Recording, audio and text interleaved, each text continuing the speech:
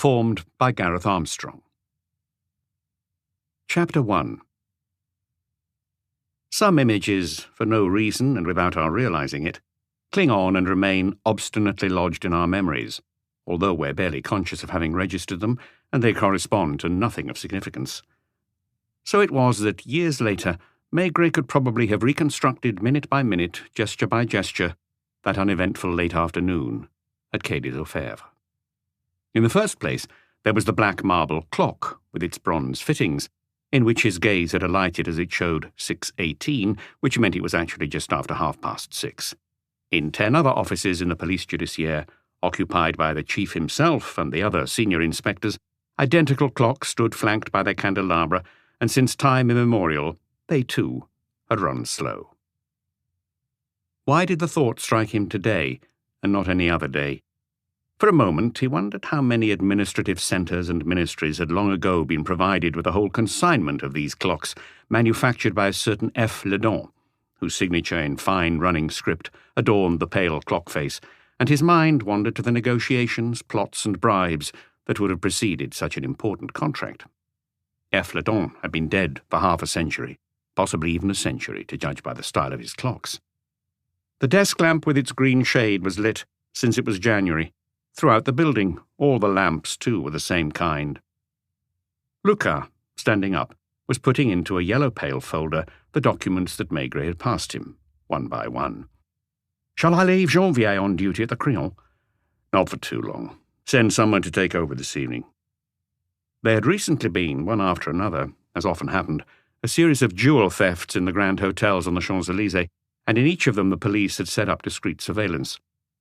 Automatically, Maigret pressed his electric bell.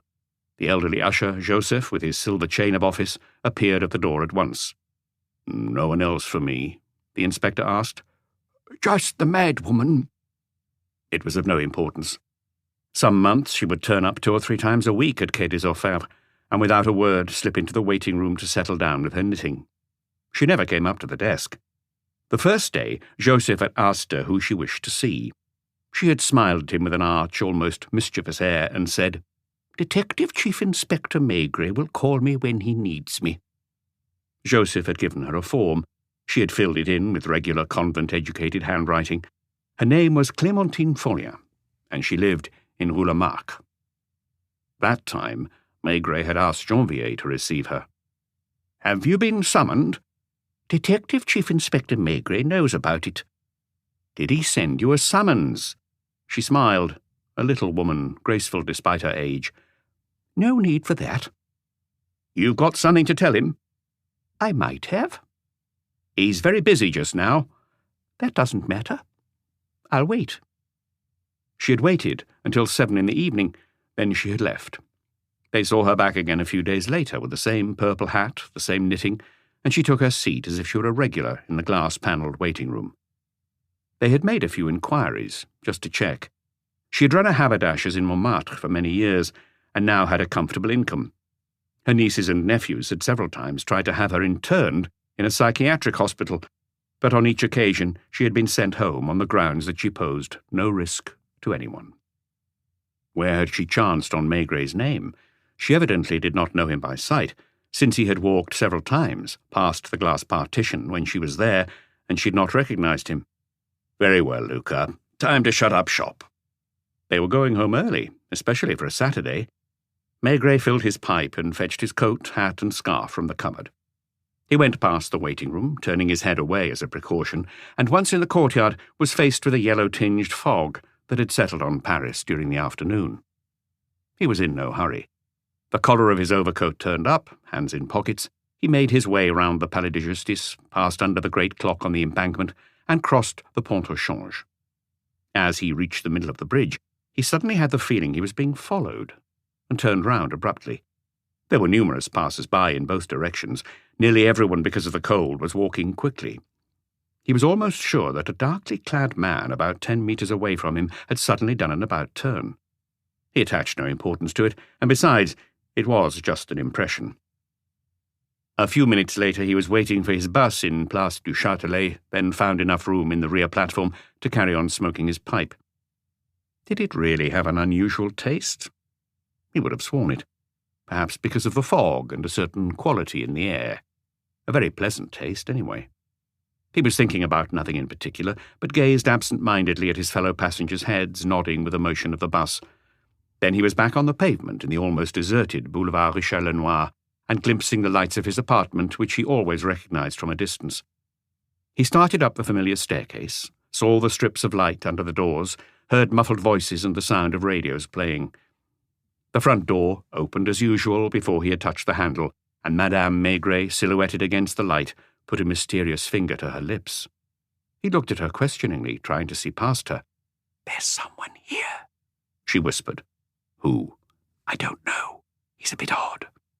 "What did he say?" "That he absolutely had to speak to you." "What's he like?" "I can't say exactly, but there's drink on his breath." There was a quiche Lorraine for supper. He could tell by the smell from the kitchen. "Where is he?" "I got him to sit in the front room." She took his coat, hat and scarf. The flat seemed less light than usual, but that again was obviously just an impression. With a shrug, he pushed the door of their front room, where for a little over a month now a television set had been installed in a prominent place. The man had remained standing in a corner, coat on and hat in hand. He seemed intimidated and hardly dared look at the inspector. "Forgive me for following you home," he stammered.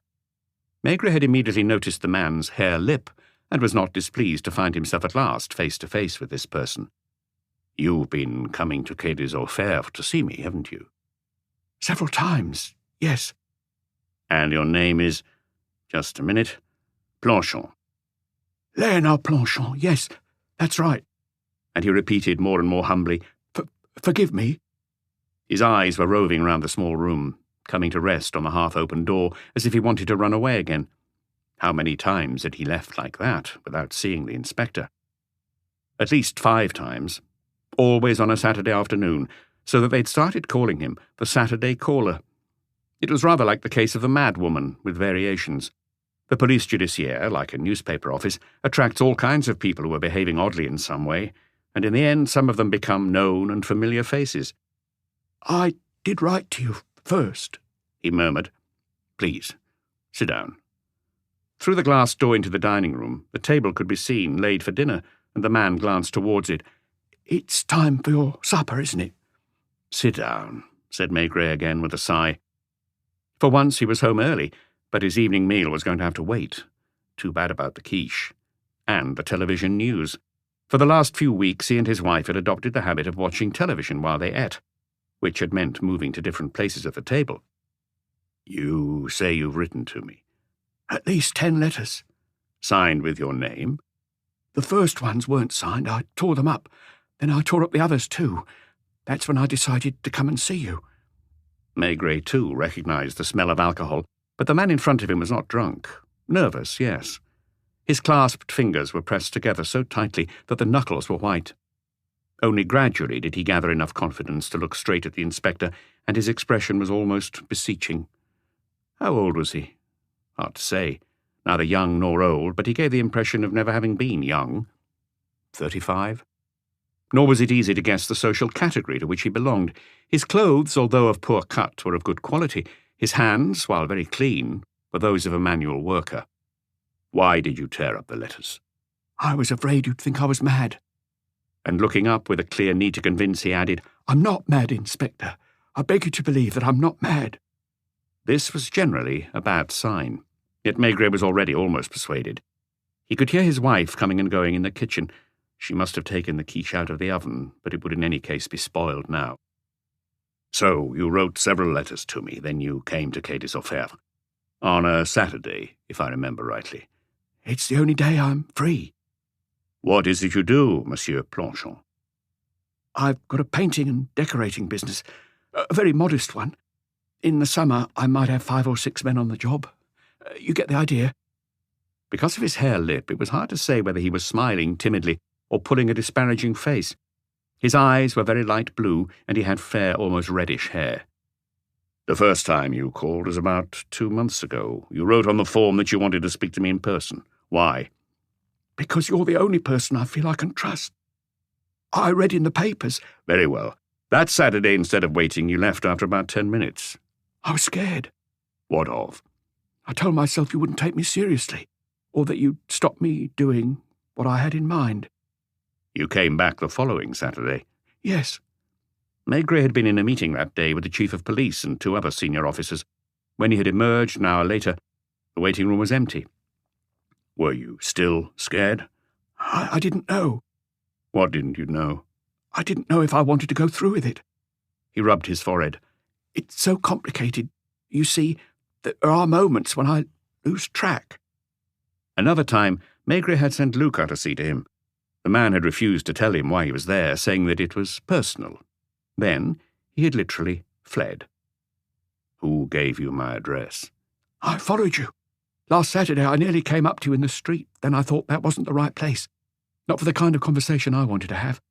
Neither was your office. Perhaps you'll understand. How did you know this evening what time I would be going home? And Maigret suddenly recalled the feeling he had had on the Pont au Change. You were hiding on the embankment, weren't you? Blanchon nodded. You followed me to the bus stop? Yes, and I took a taxi and got here a few minutes before you. You have some problem that's worrying you, Monsieur Blanchon. Worse than a problem. How many drinks did you have before coming here? 2, maybe 3. Before all this, I hardly touched alcohol, at most a glass of wine with a meal.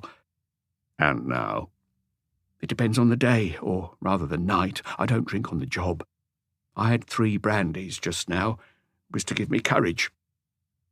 Are you vexed with me? Maigret was puffing slowly at his pipe, not taking his eyes off his visitor, trying to form an opinion. He had not yet succeeded. He sensed in Blanchon a pathetic side that distracted him.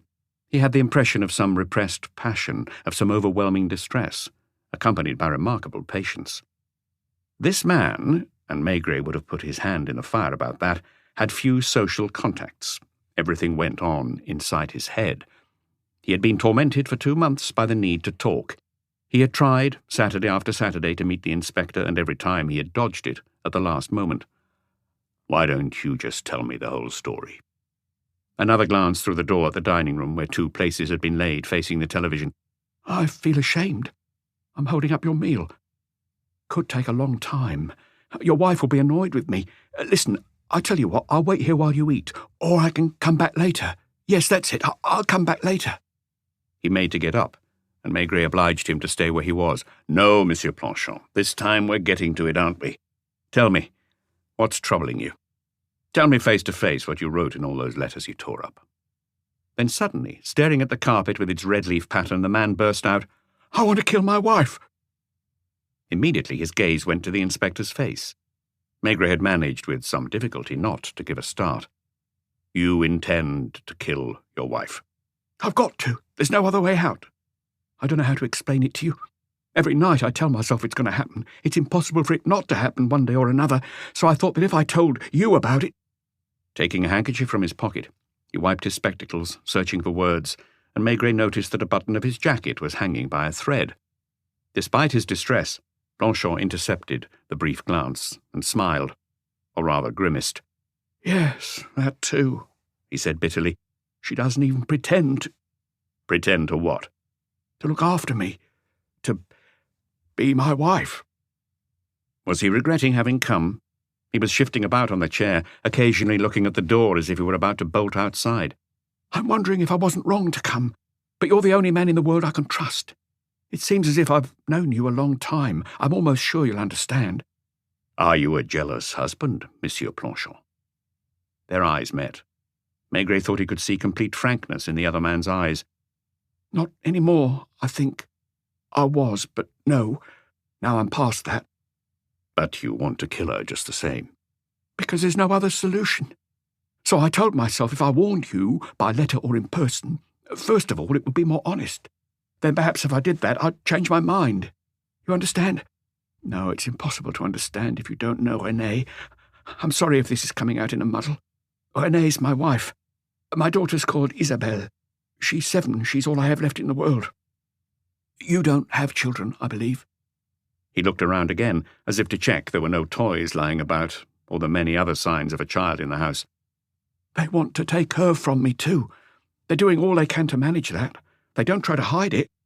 Wish you could see how they treat me. Do you think my mind's disturbed? No. In a way, that might be better. They could lock me up right away, like they will if I kill my wife, or if I kill him. Really, to do the job properly, I should kill them both. But if I was in prison, who'd look after Isabel?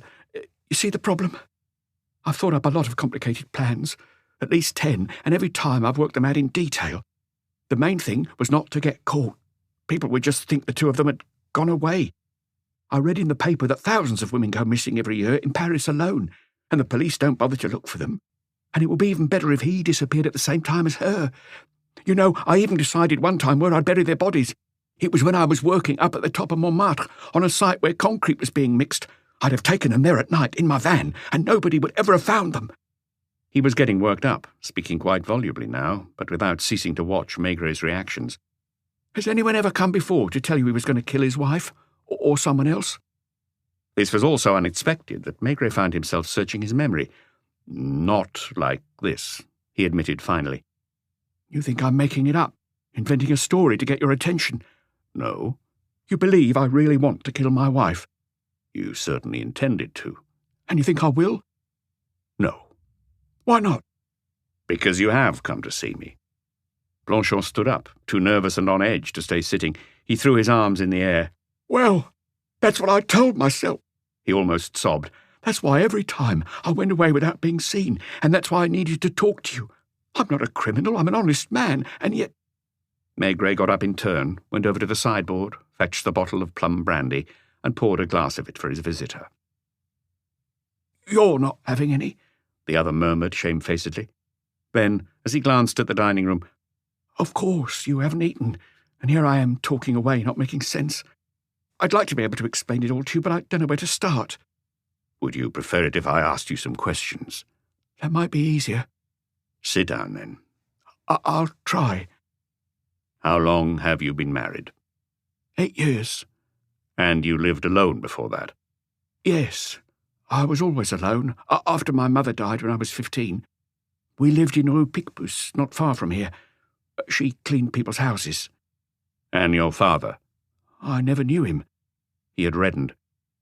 You became an apprentice? That's right. I became a house painter. I was 26 when my boss, who lived in Rue Tolosay, discovered he had a bad heart and decided to retire to the country. So you took over the business? I had some savings. I hardly used to spend anything. It still took me 6 years to buy him out. Where did you meet your wife? You know Rue Tolosay.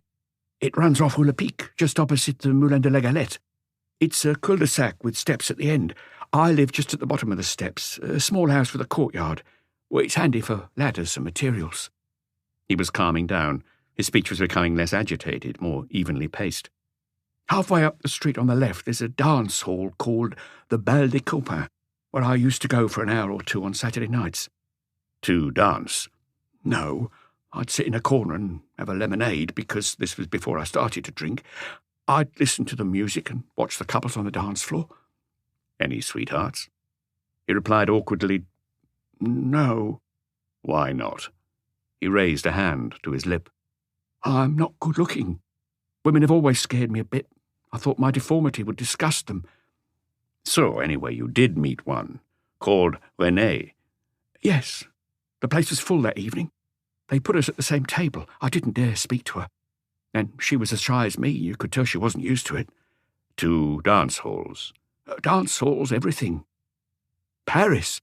In the end, she spoke first, and I found out she'd only been in the city a month.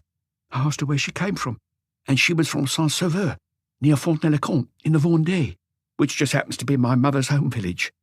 I went there a few times as a child to see aunts and uncles, so that made things easier. We could say the names of people we both knew.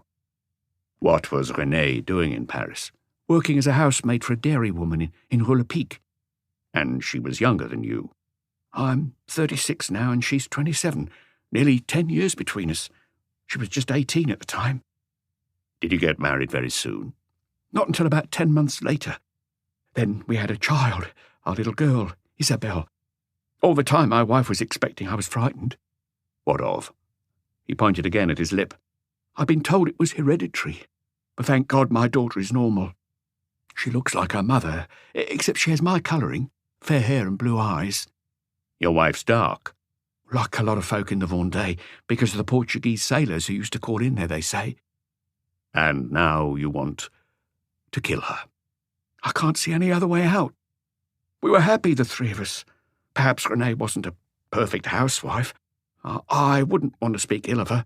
She'd grown up on a farm where they didn't bother over much keeping things clean and tidy. In the marshes down there, they call those farms the cabins, and in winter they often get flooded. Yes, I know. You been there? Yes. Sometimes I'd end up cleaning the house when I got in from work.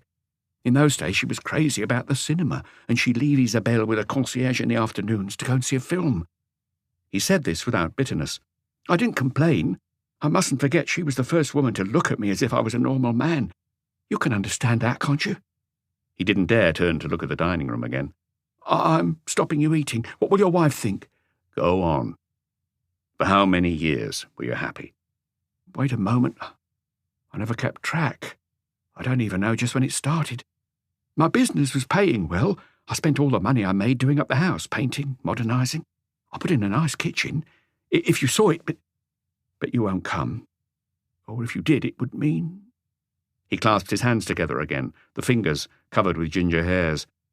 You probably don't know how the decorating trade works. Some times of year we have plenty of jobs on, other times hardly any. It's difficult to hold on to the same team of workmen.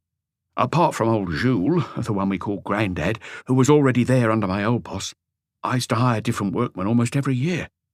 Until the day Roger Prou turned up. He's good-looking, he's strong, smart, knows his way around.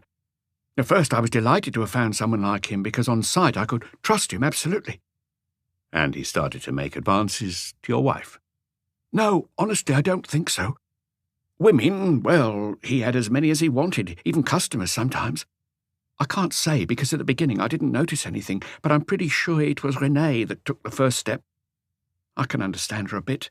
It's not just that I have this disfigured face. I'm not the kind of man a woman thinks is fun. What do you mean? Nothing. Just, I'm not very sociable, don't care much for going out. What I like to do in the evening is stay home, and on Sundays go for a walk with my wife and daughter. For months I didn't suspect anything. When we were on a job, Prou would sometimes return to Rue Tolosay to fetch materials. Then one day I went home myself without warning, about 2 years ago, and found my daughter on her own in the kitchen. I can see her now. She was sitting on the floor. I asked her, "Where's Mamma?" And she pointed to the bedroom, saying, "In there." She was only 5. They can't have heard me coming. I walked in and found them half naked. Prou was embarrassed, but my wife just looked me straight in the eye and said, "Well, now you know." What did you do? I walked out. I didn't know where I was going or what I was going to do.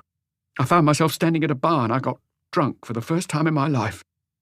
I was thinking about my daughter most of the time. I promised myself I'd go and fetch her out of there. I kept telling myself, "She's yours. They've no right to keep her." Then, after wandering about half the night, I went home. I was feeling very sick. My wife just watched me with a beady eye, and when I vomited on the rug, she spat, "You disgust me." Well, that's how it all began. The day before that, I'd been a happy man. And all at once... Where's Roger Prou now? In Rue Tolosay. Planchon stammered, dropping his eyes. He's been there for the last 2 years? More or less, yes. He's living with your wife? We're all living there. The 3 of us. He wiped his glasses again, and his eyelids fluttered. Does that seem unbelievable to you? No. Do you understand? I just couldn't bring myself to leave her. Your wife? At first it was for her I was staying. Now I'm not sure. I think it's simply for my daughter, but perhaps I'm fooling myself. You see, it seemed impossible to me to live without Renee, to be all alone again. And I couldn't throw her out. It was me that courted her, begged her to marry me. So I was responsible, wasn't I? He sniffed and glanced at the bottle. Maigret poured him a second glass, which he drank in a single gulp. You'll think I'm a drunkard. And it's true, I've practically become one. In the evenings, they don't like me being around the house. If they haven't kicked me out yet, it's come close. You wouldn't believe how vicious they are to me. And Prou came to live in your house from the day you surprised them? No, not at once. Next day it was a shock to see him turn up at work as if nothing had happened. I didn't dare ask him what he meant to do. I was afraid of losing her, like I said. I didn't know what I ought to do. I played it gently. I'm sure they went on seeing each other, and pretty soon they stopped pretending. It was me that would hesitate at the door, taking care to make a noise to signal I was coming in. Then, one evening, he stayed to supper. It was his birthday, and René had made a special effort with the meal. There was a bottle of bubbly on the table. When we got to the dessert, my wife said, "Why don't you go for a walk? Can't you see her in the way?" So I went out. I ended up in a bar. I was asking myself questions, trying to find answers, telling myself stories. I wasn't thinking about killing them at that stage, I swear. Tell me you believe me, Inspector. Tell me you don't think I'm crazy. Tell me you don't think I'm a disgusting individual like my wife says. Madame Maigret's silhouette was coming and going behind the glass door into the dining room, and Planchon groaned again. "Oh, I'm stopping you eating. Your wife's going to be so angry. Why don't you go and eat?" It was too late for the television news, in any case. Chapter 2. 2 or 3 times Maigret had been tempted to pinch himself to be sure that the person gesticulating in front of him was real, that the scene was actually taking place, and that they were both living characters. His visitor appeared to be a very ordinary man, one of the thousands of obscure, hard-working people you meet every day in the metro, on the bus, or walking along the pavement, making their steady, dignified way towards heaven only knows what tasks and futures. Paradoxically, his hare lip made him seem less individual, as if that particular infirmity gave all those affected by it the same physiognomy. For a brief moment, Maigret wondered if Planchon had chosen deliberately, as part of some diabolical scheme, to come and see him in Boulevard Richelieu instead of being interviewed in the regular office on Quai des Orfèvres. Or rather, was it intuition that made him several times flee from the glass-panelled waiting room with its walls carrying photographs of police officers who had been killed in the line of duty? At the police judiciaire, where he had heard thousands of confessions, where he had prompted so many people to make desperate avowals, Maigret would have viewed his visitor in a rather colder light. Here he was at home in his own familiar atmosphere, with the presence nearby of Madame Maigret, the smell of the dinner being prepared, the furniture and ornaments he was accustomed to, the same lamplight falling on the domestic scene as it had done for years and years. The moment he stepped inside his front door, this atmosphere enveloped him like an old jacket you put on when you come home from work, and he was so used to his surroundings that he still, even after a month, regarded the television set facing the glass door of the dining room as a foreign body. In this atmosphere, would he be capable of as lucid and detached a mode of questioning as in his office during one of those interrogation sessions that could sometimes last all night, leaving him as exhausted as the person in front of him? For the first time in his career, a man had come to find him after hesitating for weeks, after following him in the street, after writing to him, or so he claimed, and then tearing up the letters, after sitting for hours in the waiting room, a man who did not seem in any way exceptional in his looks or his clothes, yet had contrived to introduce himself into his home, humble yet obstinate, to tell him effectively, "I intend to kill 2 people, my wife and her lover. I prepared everything, right down to the smallest details, so as not to get caught." And instead of reacting with skepticism, Maigret was listening to him with intense concentration, not missing a single one of his facial expressions. He scarcely felt a twinge of regret for the variety program he had planned to watch that night on television, sitting alongside his wife, since they were still new to it and everything on the small screen fascinated them. What was more, he had almost, when the man pointed towards Madame Maigret coming and going in the dining room, suggested to him, "Why don't you have a bite to eat with us?" Because he was hungry and he sensed this was going to carry on for a long time. He needed to know more, to ask questions, and make sure he was not mistaken. 2 or 3 times the other man had asked him with desperate anxiety, "You don't think I'm mad, do you?" Maigret had in fact considered that hypothesis. There are many degrees of insanity, as he knew from experience, and the old woman from the haberdasher's shop, who brought her knitting and sat smiling in the waiting room in case he might need her, was one example. The man had been drinking before he had arrived. He admitted that he drank every night, and if Maigret had offered him alcohol, it was because he was clearly desperate for it. Alcoholics go off into a world of their own, one that resembles the real world, but with a certain discrepancy, which is not always easy to detect. And they, too, are sincere. All these ideas had gone through his head while he was listening, but he was not satisfied with any of them. He wanted to understand better, to penetrate deeper, into the frightening universe of Léonard Planchon. That's how I began to feel I was a nuisance to them, the man was saying now, looking straight at him with his light blue eyes. I don't know how to explain it. I loved her. I think I still love her.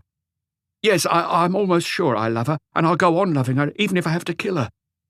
Apart from my mother, she's the only person who has ever taken any interest in me, without being troubled by my face.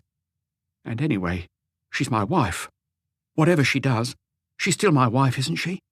She gave me Isabelle. She carried her in her womb. You can't imagine what I went through when she was pregnant. I would even go down on my knees in front of her, thanking her for...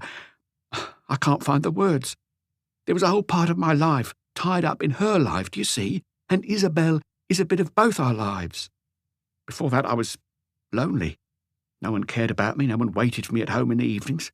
I went on working without knowing why. Well, suddenly, she took a lover, and I could hardly feel angry with her. She's young, she's beautiful. And him, Roger Prou, he's got a lot more life in him than me. He's like an animal, bursting with health and strength. Madame Maigret, by now resigned, had gone back into the kitchen. Maigret was slowly filling a fresh pipe. I told myself all sorts of things. I said it wouldn't last, that she'd come back to me. She'd realise we were bound to each other, whatever she might do. Am I boring you? No. Carry on. I don't quite know what I'm saying anymore. I think it was clearer in my letters, and much less long-winded. If I still went to church like I did when my mother was alive, I'd probably have gone to confession. I can't remember now why I thought of you. At first I didn't think I'd have the courage to come and find you. Now that I'm here, I'm trying to tell you everything at once. I swear to you that if I'm talking so much, it's not because I've been drinking. I prepared every sentence. Where was I? He blinked several times, and his hand toyed with a little ashtray he had picked up absent-mindedly from a coffee table. The evening of Prou's birthday. They threw you out? Not exactly, because they knew I'd come back. They sent me out so that they could spend the evening together. And you still hoped it would just be a brief affair? You probably think I'm naive. So what happened after that? He sighed, shaking his head like a man who has lost the thread of his thoughts. So many things. A few days after the birthday, when I got in at about 2 or 3 in the morning, I found a camp bed in the dining room. I didn't understand at first that it was meant for me. I pushed open the bedroom door, and they were both in our bed asleep, or pretending to sleep. What could I have done? Roger Prou is stronger than me, and I wasn't very steady on my legs. I think he'd have been quite capable of beating me up. And I didn't want to wake Isabelle. She still doesn't understand. In her eyes, I'm still her father. So I slept on the camp bed, and by the time they were up next morning, I was already in the workshop. My workmen didn't bother to hide their smiles. Only Jules, the one I told you we called Grandad, his hair's quite white now, he took a different line. He'd worked for my old boss before I arrived, I think I said, and we're on familiar terms. He came to me and muttered, "Listen, Léonard, it's time you chucked that woman out. If you don't do it now, it'll end in tears." He realised I didn't have the courage to do it. He looked me in the eye, put a hand on my shoulder and said, "I didn't know you were as sick as this." I wasn't sick. I just went on loving her, needing her presence, even if she was sleeping with another man. Please, Monsieur Maigret, answer me frankly. He didn't say Inspector, as he would have done at Quai des Orfèvres, but Monsieur Maigret, seeming to stress that it was the man and not the police chief he had come to see. Have you ever met a case like mine before? Are you asking me if there are other men who have stayed with their wife, even if they knew she had a lover? Yes, more or less. There are plenty of them. Only I suppose they're allowed to keep their place at home, and everyone at least pretends that they count for something. Not me. For nearly 2 years now, they've been gradually pushing me out of my house.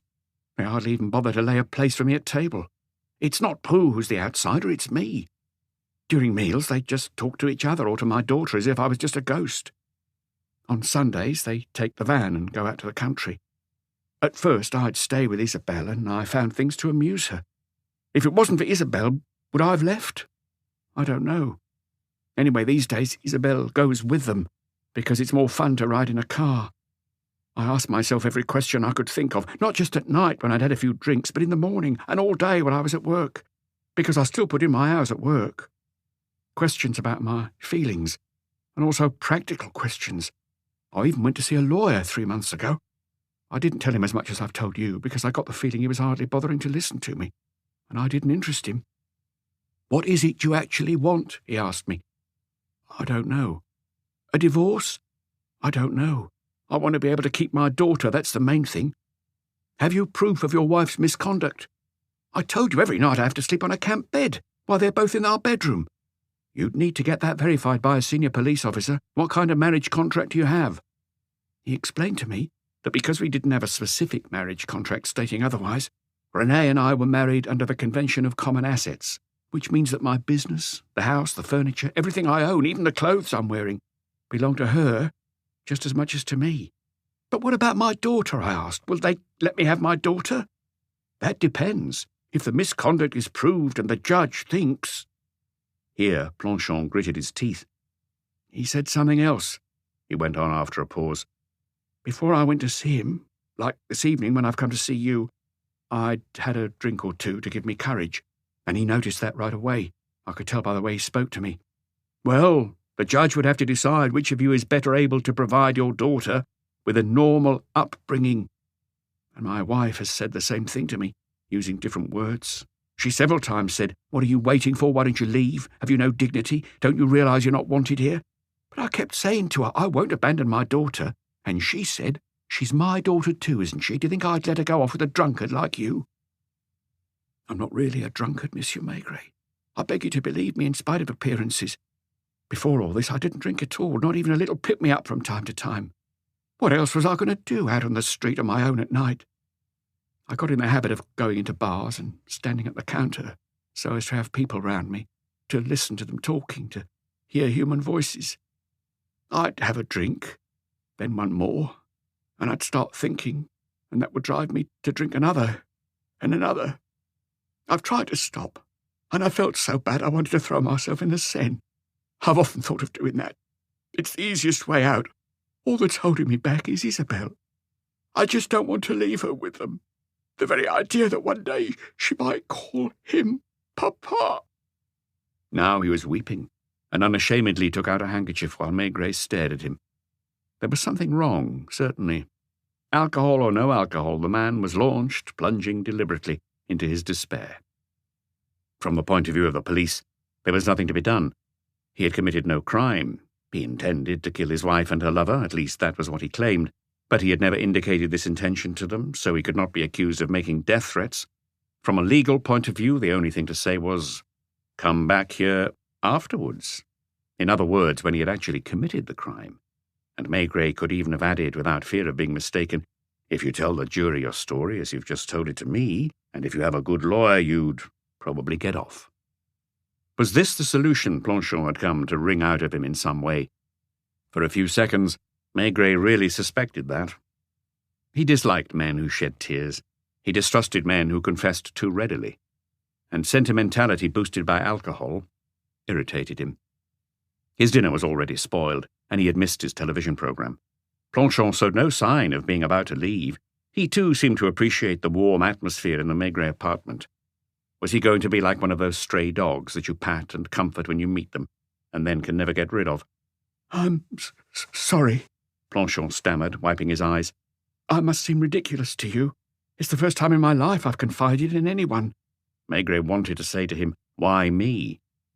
Because the papers had all too often published profiles of him, and reporters had given him the reputation of being a policeman who was humane and understanding.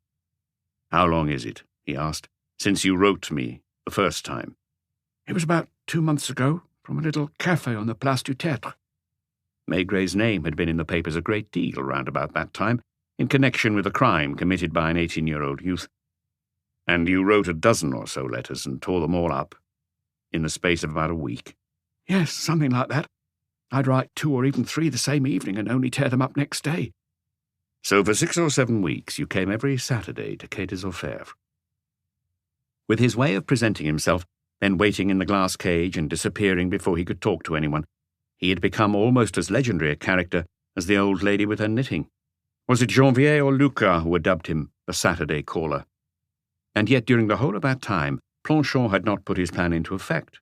He had returned every night to Rue Tolosé, lain down on his camp bed, then risen before anyone next morning to go to work, as if nothing was wrong. But this man was more subtle than one might have thought. I can guess what you're thinking, he said mournfully. What am I thinking? Then I've accepted the situation for almost 2 years, and for the last 2 months I've been thinking of killing my wife, or both of them. And so? Because I haven't done it yet. Admit it. You're telling yourself I never will have the courage to do it. Maigret shook his head. You don't need courage to do that. Murder can be committed by any fool. But when there's no other way out? Put yourself in my place. I had a solid little business, a wife, a child, and I've lost everything. Not just my wife and child, but my living, because they never talk of leaving. The way they see it, I'm the one who's unwanted, so I should be the one to leave. That's what I'm trying to explain to you. What can I say? It's even been the same with the customers. It happened very gradually. Pooh was just one of my workmen, an intelligent and hard-working one, I have to say. He has much more of the gift of the gab than me, so he gets on better with the customers, especially if they're women. And without my realising it, he was gradually stepping into my shoes as the boss. And when people telephone these days because they want some work done, it's almost always him they ask for. If I was to disappear tomorrow, hardly anyone would notice. Would even my daughter miss me? I'm not so sure. He's a more cheery character than me. He tells her stories, sings songs to her, carries her on his shoulders. What does your daughter call him? She calls him Roger, like my wife does. She's not surprised they sleep in the same room. During the day, the camp bed's folded up and put in a cupboard. It's as if every trace of my presence has been wiped out. But look, I've kept you too long. I must apologise to your wife. She must be getting really annoyed with me. But this time it was Maigret who would not let him go, since he was determined to understand. Listen, Monsieur Planchon. I'm listening. For 2 months you've been setting out to see me, to say, in short, I intend to kill my wife and her lover. Is that correct? Yes. And for 2 months you've lived every day with that thought? Yes. There was nothing else. Wait. I presume you're not expecting me to say, well, get on with it. You'd have no right to say that. But you think I must share your point of view? A brief gleam in the other man's eye indicated that he was not far off the mark. So, it's one thing or the other. Forgive me if I sound brutal. Either you don't really mean to kill anyone at all, it's just a vague intention, especially after a couple of drinks. Planchon nodded sadly. Let me finish. Or else, what I'm saying is that you haven't really decided, and you want someone to tell you to stop. The man came back at him with his eternal refrain, There's no other way out. You were hoping I'd come up with a solution. There isn't one. All right.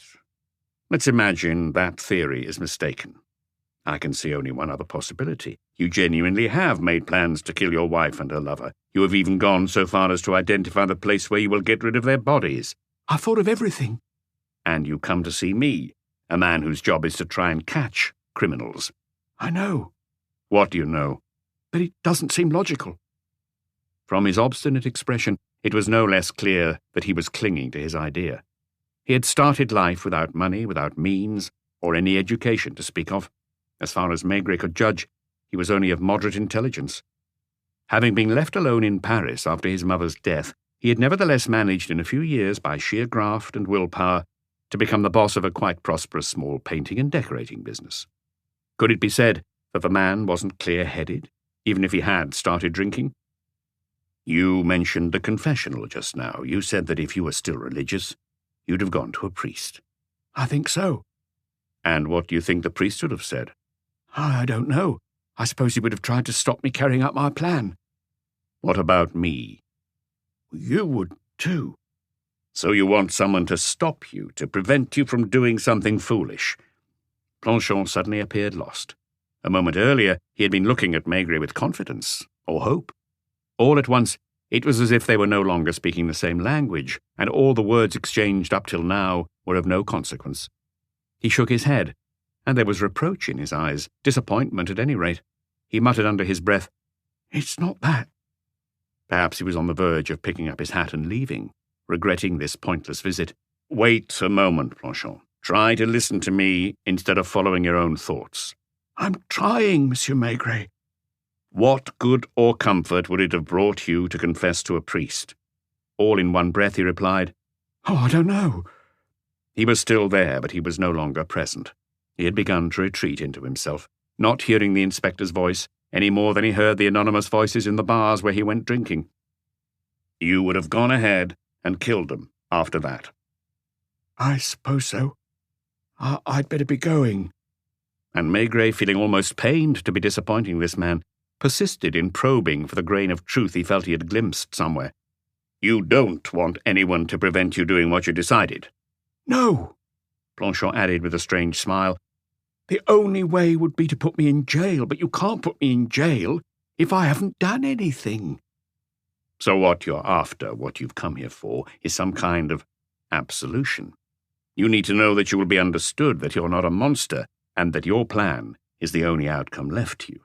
He repeated, I don't know. And he seemed so distracted that Maigret was tempted to shake him by the shoulder, look him in the eye, and speak loudly to him. Listen, Planchon. He too was repeating himself. It was perhaps the 10th time he had said those words. As you say, I have no right to lock you up, but I could have you watched, even if it doesn't stop you. You'd be arrested immediately. It's not me that would pass sentence on you, but the courts, and they won't necessarily understand, and will, in all likelihood, concentrate on the idea that the crime was premeditated. You've told me you have no family in Paris. Or anywhere else. So what would become of your daughter, even for the months it would take for the case to be investigated and come to court? And after that? Yet again he said, I don't know. So? Nothing. What are you going to do? I don't know. I just don't know anymore. But I'm going to try. Try what? To get used to it. Maigret wanted to shout at him that was not what he had meant. What's stopping you just leaving? With my daughter? You're still the head of the family? And what about her? You're thinking of your wife. Shamefacedly, Planchon nodded. Then he added, And there's my business. Which indicated that passion wasn't the only motive in this case. I'll see. Will you come and see me again? I've told you everything. I've taken too much of your time already. Your wife... Don't worry about my wife. Let's think about you. All right, don't come back to see me, but I would like us to remain in touch. Don't forget that it was you who came to find me. Yes, and I apologize. You're going to phone me every day. Here? Here or in my office. All I'm asking is that you call me. Why? No reason. Just to stay in touch. You can just say, I'm here. That will do. Very well. I'll do that. Every day. Every day. And if at some stage you were to feel on the point of putting your plan into operation, you'd call me? He hesitated, as if balancing between yes and no. That would mean I wouldn't do it, he said at last. He was bargaining, like a peasant at a fair. Look, if I phoned you to say that... Answer my question. I'll try. That's all I ask you. And now you must go home. Not yet. Why not? It isn't time yet. They'll both be in the dining room. What would I do? You're going to hang around in bars all evening? He shrugged his shoulders in a resigned way and glanced at the plum brandy bottle. Maigret, although infuriated, ended up pouring him another glass. You might as well drink it here as outside. The man hesitated, glass in hand, looking ashamed. Do you despise me? I don't despise anyone. But if you did... It certainly wouldn't be you. Are you just saying that to keep my spirits up? No, because it's what I think. Well, I thank you then. This time he had his hat in his hand and was dancing round, as if looking for something else. I wish you would explain to your wife...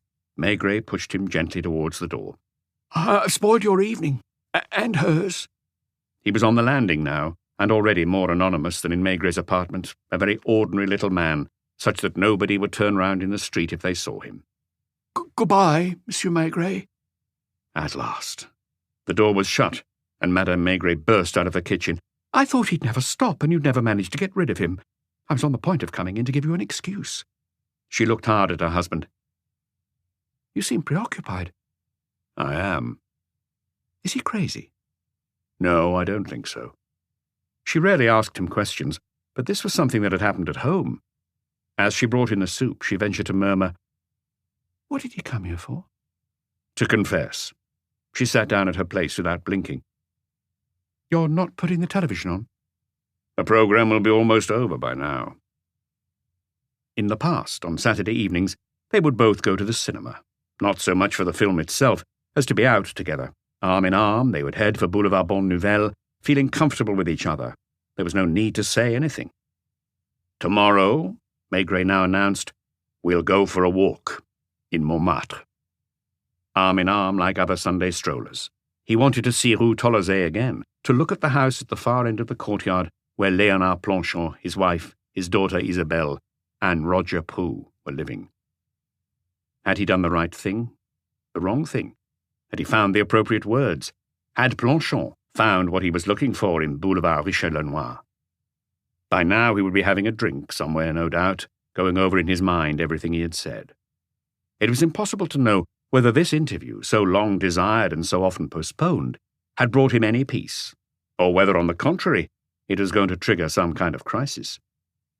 It was the first time that Maigret had left a man standing on the landing in his own house, wondering whether that man would go and kill 2 people shortly afterwards.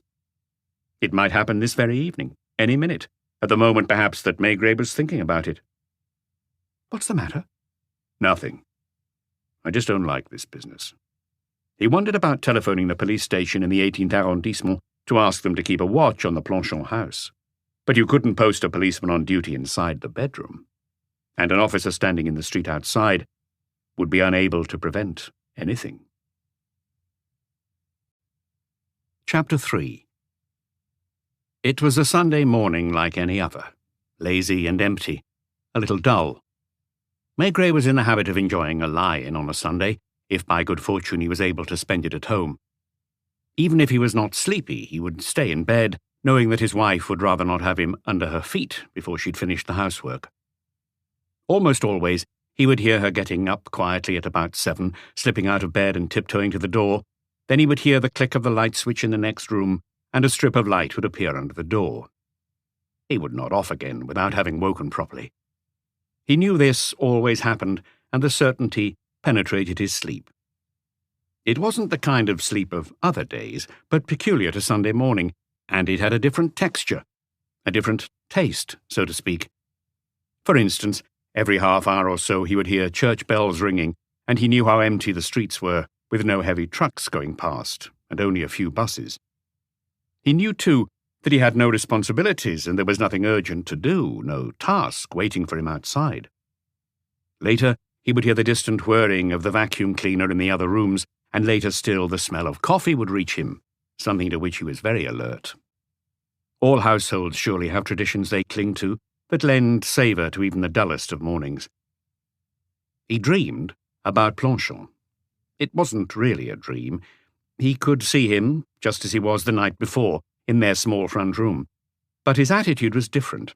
Instead of being troubled by emotion or despair, his features disfigured by the hair lip now appeared to express ironic malice. Although the man did not seem to move his lips, Maigret was aware of what he was saying. Admit it. You think I'm right. There's nothing else I can do but kill her. You daren't say so because you're employed by the state and you're afraid of getting into hot water. But you're not holding me back. You're waiting for me to have done with her, and with him. A hand shook his shoulder gently, and a familiar voice said as usual, It's 9 o'clock. His wife was handing him his first cup of coffee, which he always drank before getting up. What's the weather like? Cold. And windy.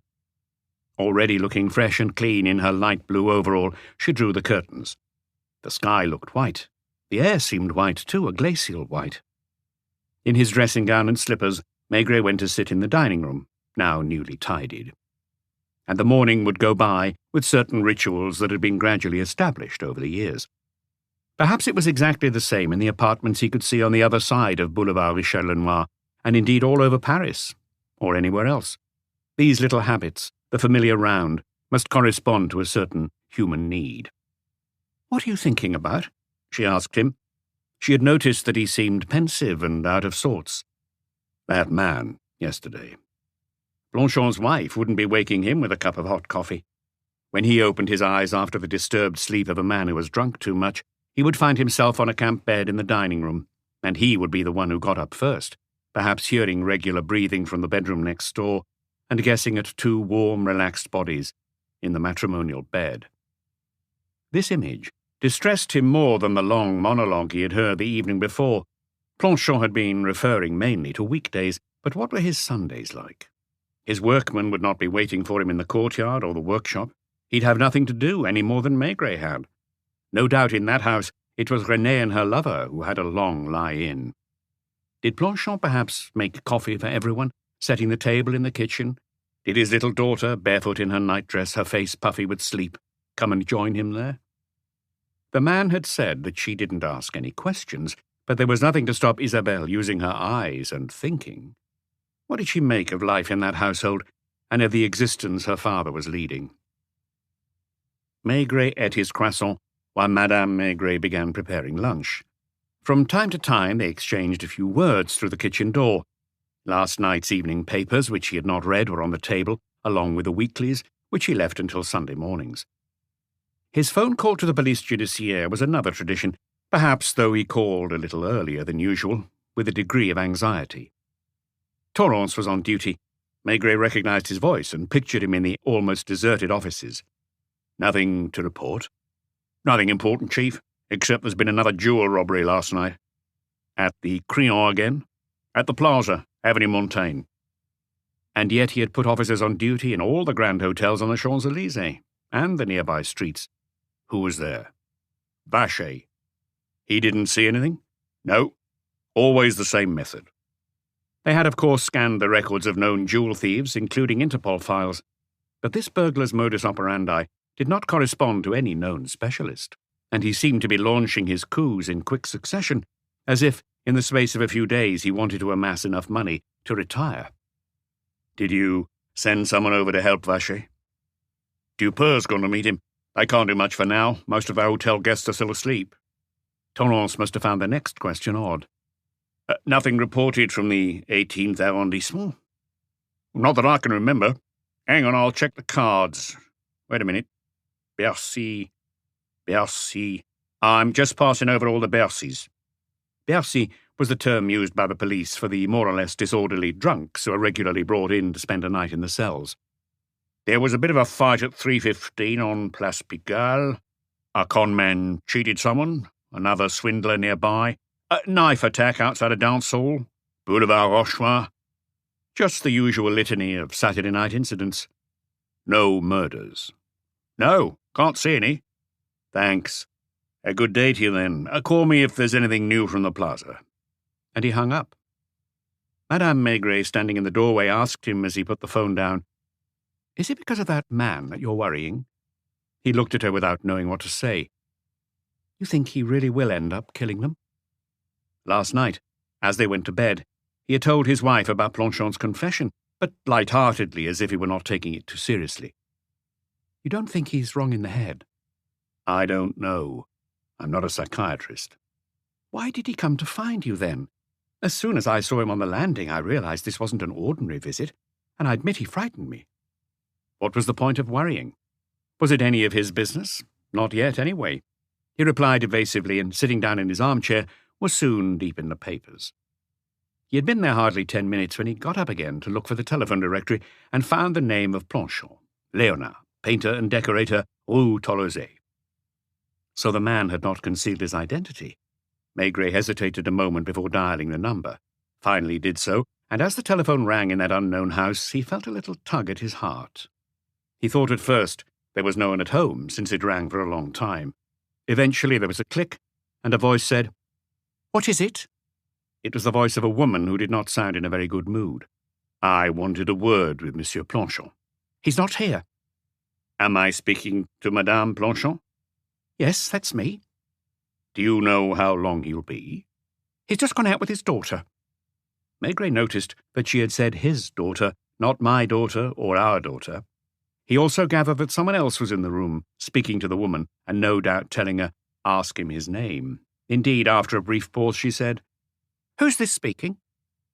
"Just a customer. I'll call back." He hung up. Renée was alive and well.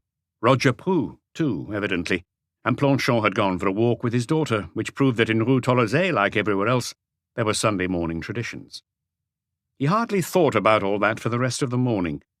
Once he had finished the papers without any great interest, he stayed for a while standing at the window watching people walking quickly home from Mass, hunched forward, their faces blue with cold. Then he took a bath and dressed, as the smell of cooking spread throughout the apartment. At midday, they ate their meal facing each other, not the television. They chatted about Dr. Pardon's daughter, who was expecting her second child, then about various other things that did not stay in his memory. At 3 o'clock, when the dishes had been washed and everything put away, he suggested, "Shall we go for a walk?" Madame Maigret put on her astrakhan coat, and he picked his warmest scarf. "Where do you want to go?" "Montmartre." "Yes, I remember. You said so yesterday. Should we take the metro?" "It would be warmer there." They came out of the Place Blanche metro station and began walking slowly up Rue Lepic, where the shutters of all the shops were closed. Where it meets Rue des Abbesses, Rue Lepic makes a long dogleg. Rue Tolosay, by contrast, climbs up straight ahead to rejoin it at the Moulin de la Galette. "Is this where he lives?" "Bit higher up, just by the steps."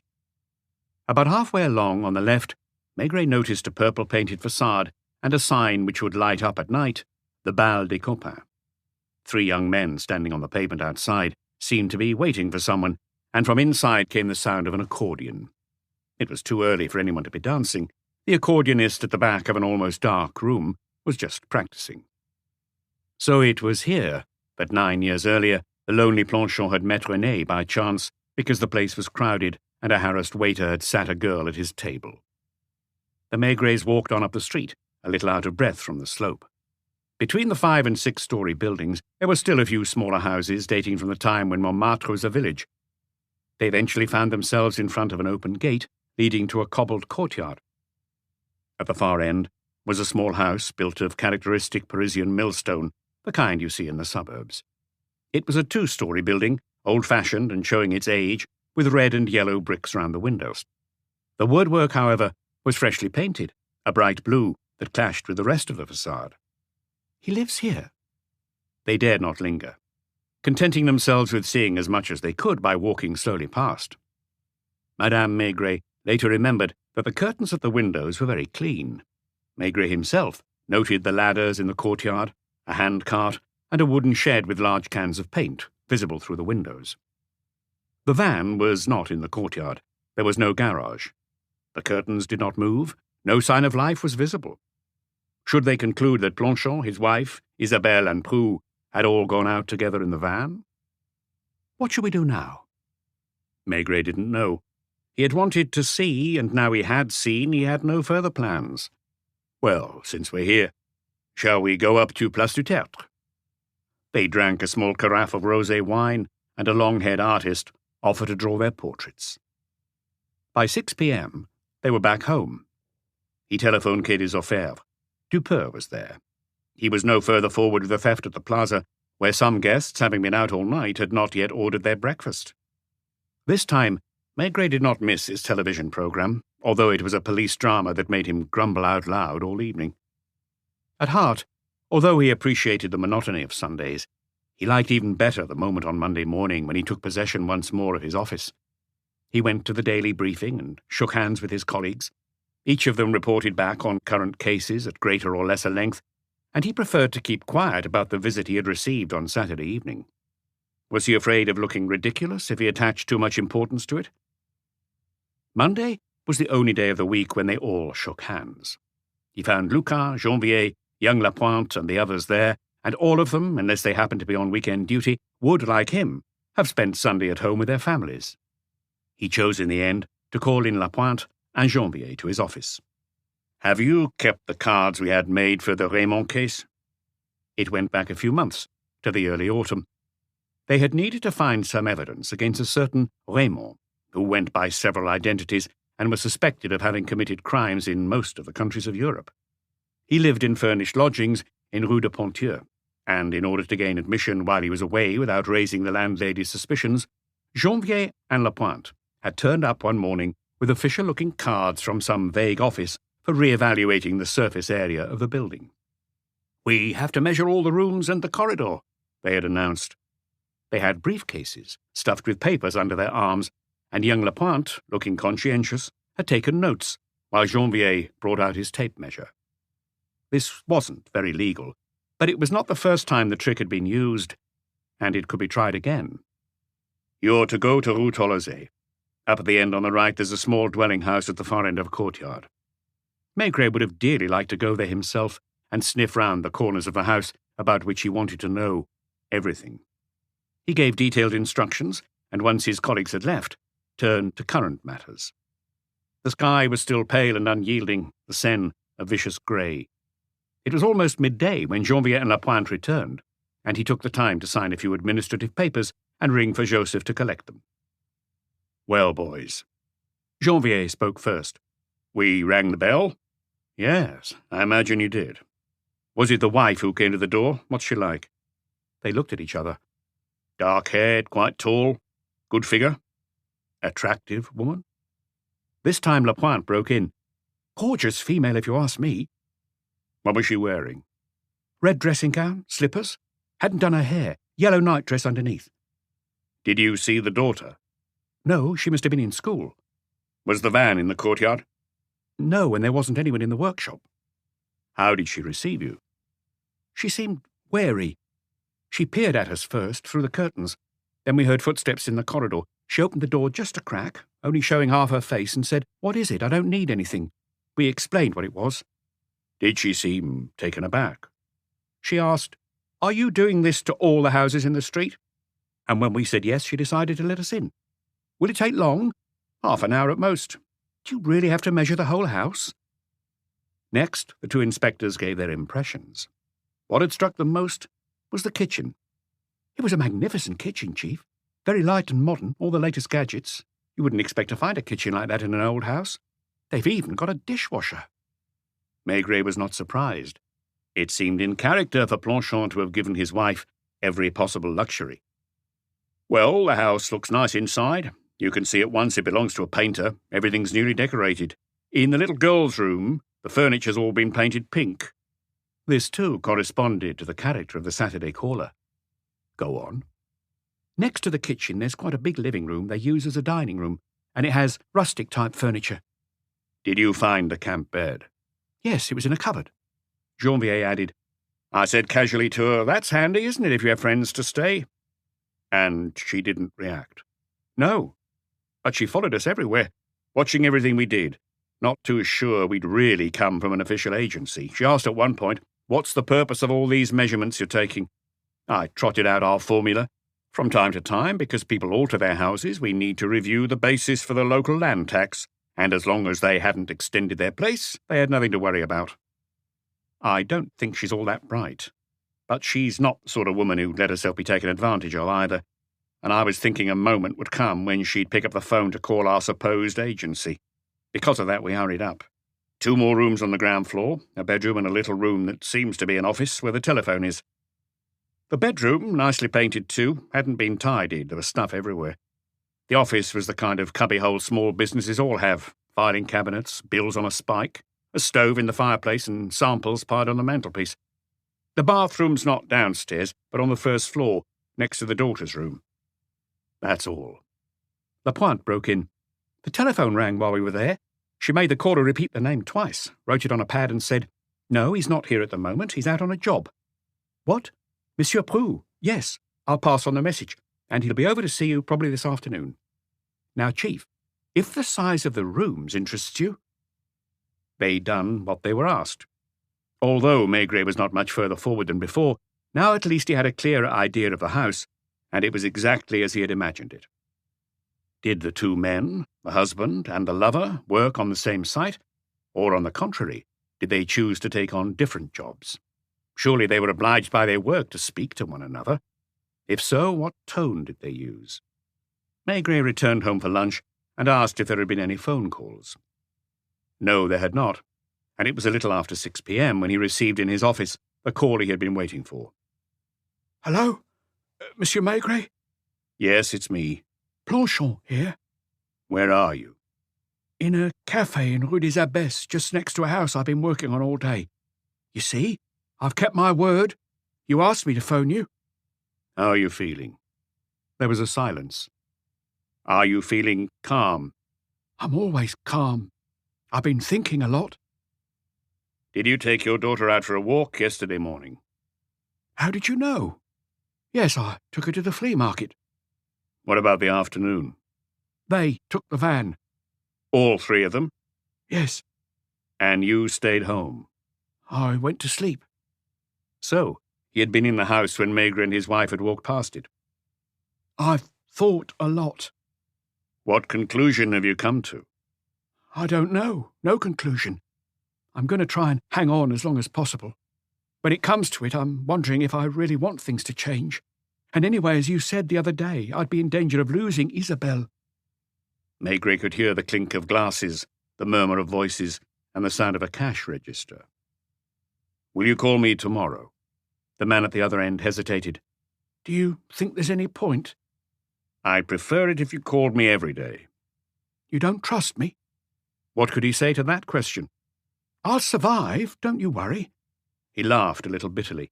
I've survived 2 years. I'm enough of a coward to carry on the same way. Because I am a coward, aren't I? Admit it, that's what you think. Instead of acting like a real man would have done, I come whimpering to you. You were quite right to come, and you didn't whimper. You don't despise me? No. Did you tell your wife everything the minute I was out of the door? No. She didn't ask you who was the annoying person who had spoiled your dinner? You ask yourself too many questions, Monsieur Planchon. You're too self-conscious. I'm sorry. Go home. To my house? Maigret did not know what to say to that. He could not remember feeling so embarrassed in his life. Well, for goodness sake, it is your house, isn't it? If you don't want to do that, go somewhere else. Just don't go trailing from bar to bar, because you'll only get yourself more distressed. I get the feeling you're angry with me. No, I'm not angry. I'd just like you to stop mulling over the same ideas. Maigret did feel some irritation, but with himself. He was perhaps wrong to be talking like this. It's difficult, especially over the telephone, to find the right words to say to a man who is thinking of killing his wife and his foreman. The situation was absurd, and it was as if Planchon had sensitive antennae as well. Although Maigret wasn't really angry, he was certainly annoyed with this man for troubling him with a story he wouldn't have dared tell his colleagues in case they thought him naive. Keep calm, Monsieur Planchon. He could only think of those empty phrases used for condolences. Don't forget to call me tomorrow, and tell yourself that what you have in mind wouldn't solve anything. On the contrary. Well, thank you, anyway. His heart wasn't in it. Planchon was disappointed.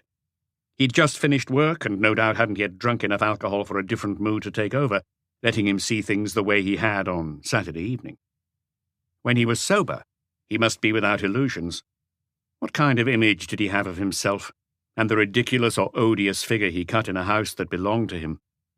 That last, well, thank you anyway, had sounded bitter, and Maigret would have preferred to carry on talking, but the other man had hung up.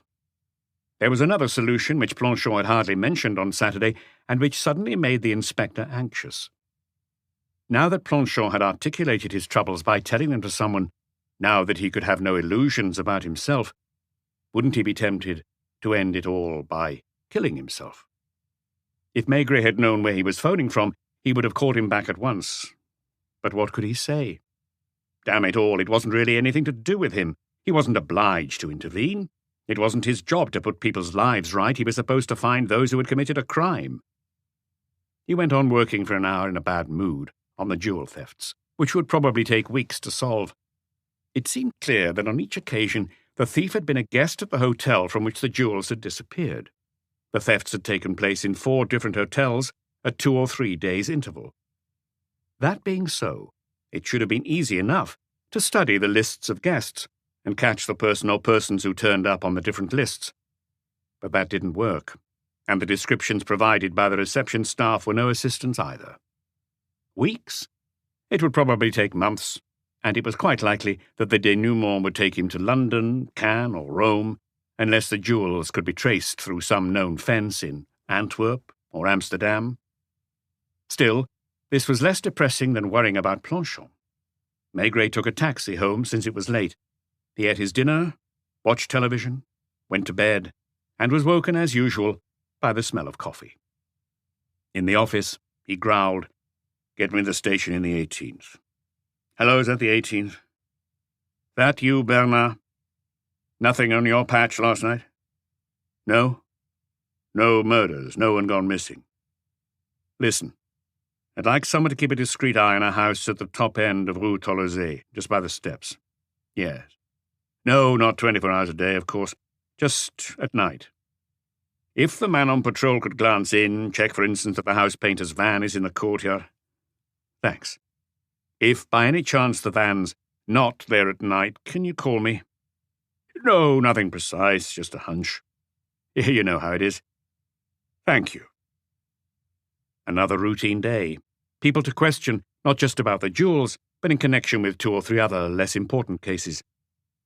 From 6 o'clock, he was waiting for the telephone to ring. It rang twice, but it wasn't Planchon either time. By 6:30, he had still not called, nor at 7, and Maigret felt angry with himself for being on edge. Nothing dramatic could have happened during the day. It was highly unlikely, for instance, that while his child was at school, Planchon would have come home to kill his wife, then waited for Prue to return before killing him too. In fact, Maigret realized he had not asked him how he proposed to do the deed. Had the painter not declared that he had prepared his plan for a double murder down to the smallest detail? He surely did not possess a revolver, and even if he did, it was unlikely he'd use it. Men like him, with a manual trade, mostly prefer to use one of their usual tools. But what tool would a painter and decorator have? He could not help laughing to himself as he thought of a paintbrush. At 7:15, there had still been no call, so he went home. The telephone did not ring there, either during dinner or in the course of the evening. "You're still thinking about him?" asked his wife.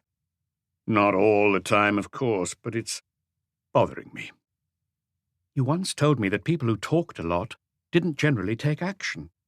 "No, as a rule they don't, but it does happen." "Have you caught cold?" "Perhaps from walking round Montmartre on Sunday. Does my voice sound hoarse?" She went to find him an aspirin, and he slept soundly all night, waking to find rain beating on the windows. He waited until 10 next morning before calling the 18th. "Bernard?" "Yes, Chief." "Nothing in Rue Tolosay?" "No, the van didn't leave the yard." It was only at 7 that night, having heard nothing further, that he decided to telephone the house in Rue Tolosay, where a man's voice he did not recognize replied, "Planchon? Yes, that's right. But he's not here. He won't be back this evening, either." Chapter 4.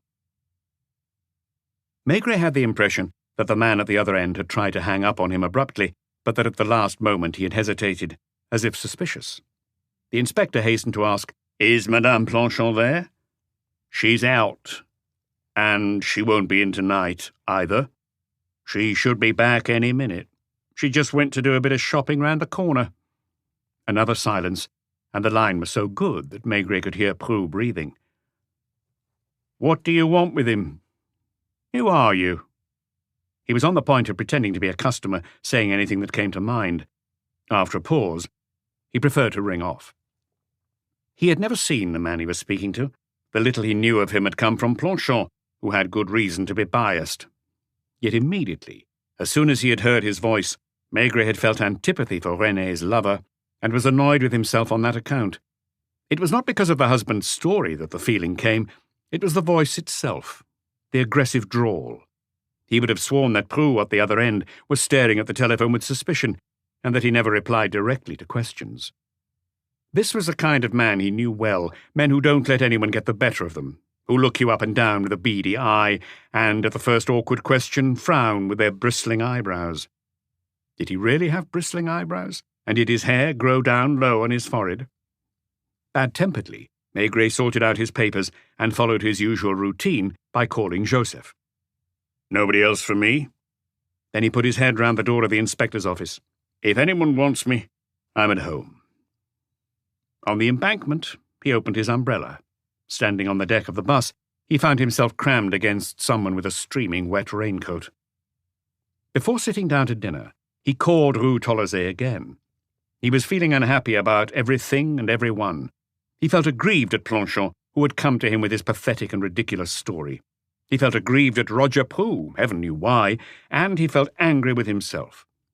He almost felt annoyed with his wife, who was looking at him anxiously. Was it their normal practice in that house not to pick the phone up at first? It sounded as if it was ringing in an empty space. Then he remembered that the telephone was in the little office.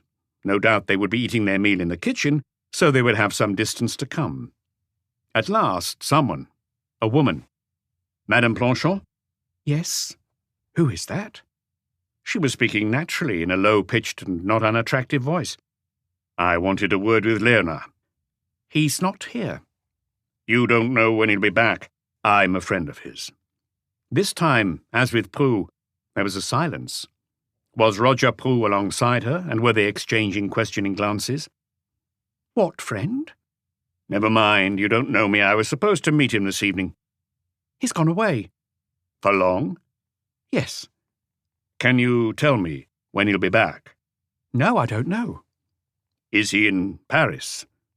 Another pause. If he is, he didn't leave an address. Does he owe you money?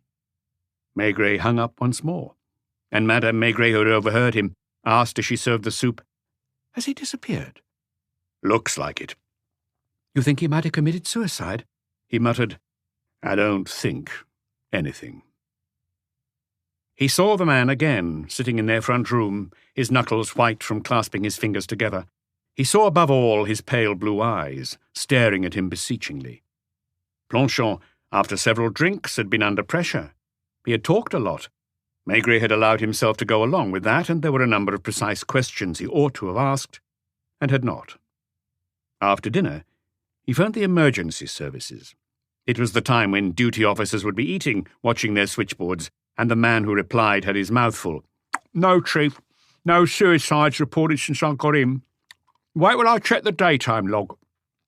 One moment. Old woman threw herself out of a window in Boulevard Barbet. Corpse pulled from the Seine at the bridge at Saint-Cloud at 5 p.m. Condition suggests it's been in the water about 10 days. Can't see anything else. It was Wednesday evening. Next day in his office, Maigret began scribbling on a piece of paper. It had been on the Saturday evening that he had found Planchon waiting for him at home on Boulevard Richard-Lenoir.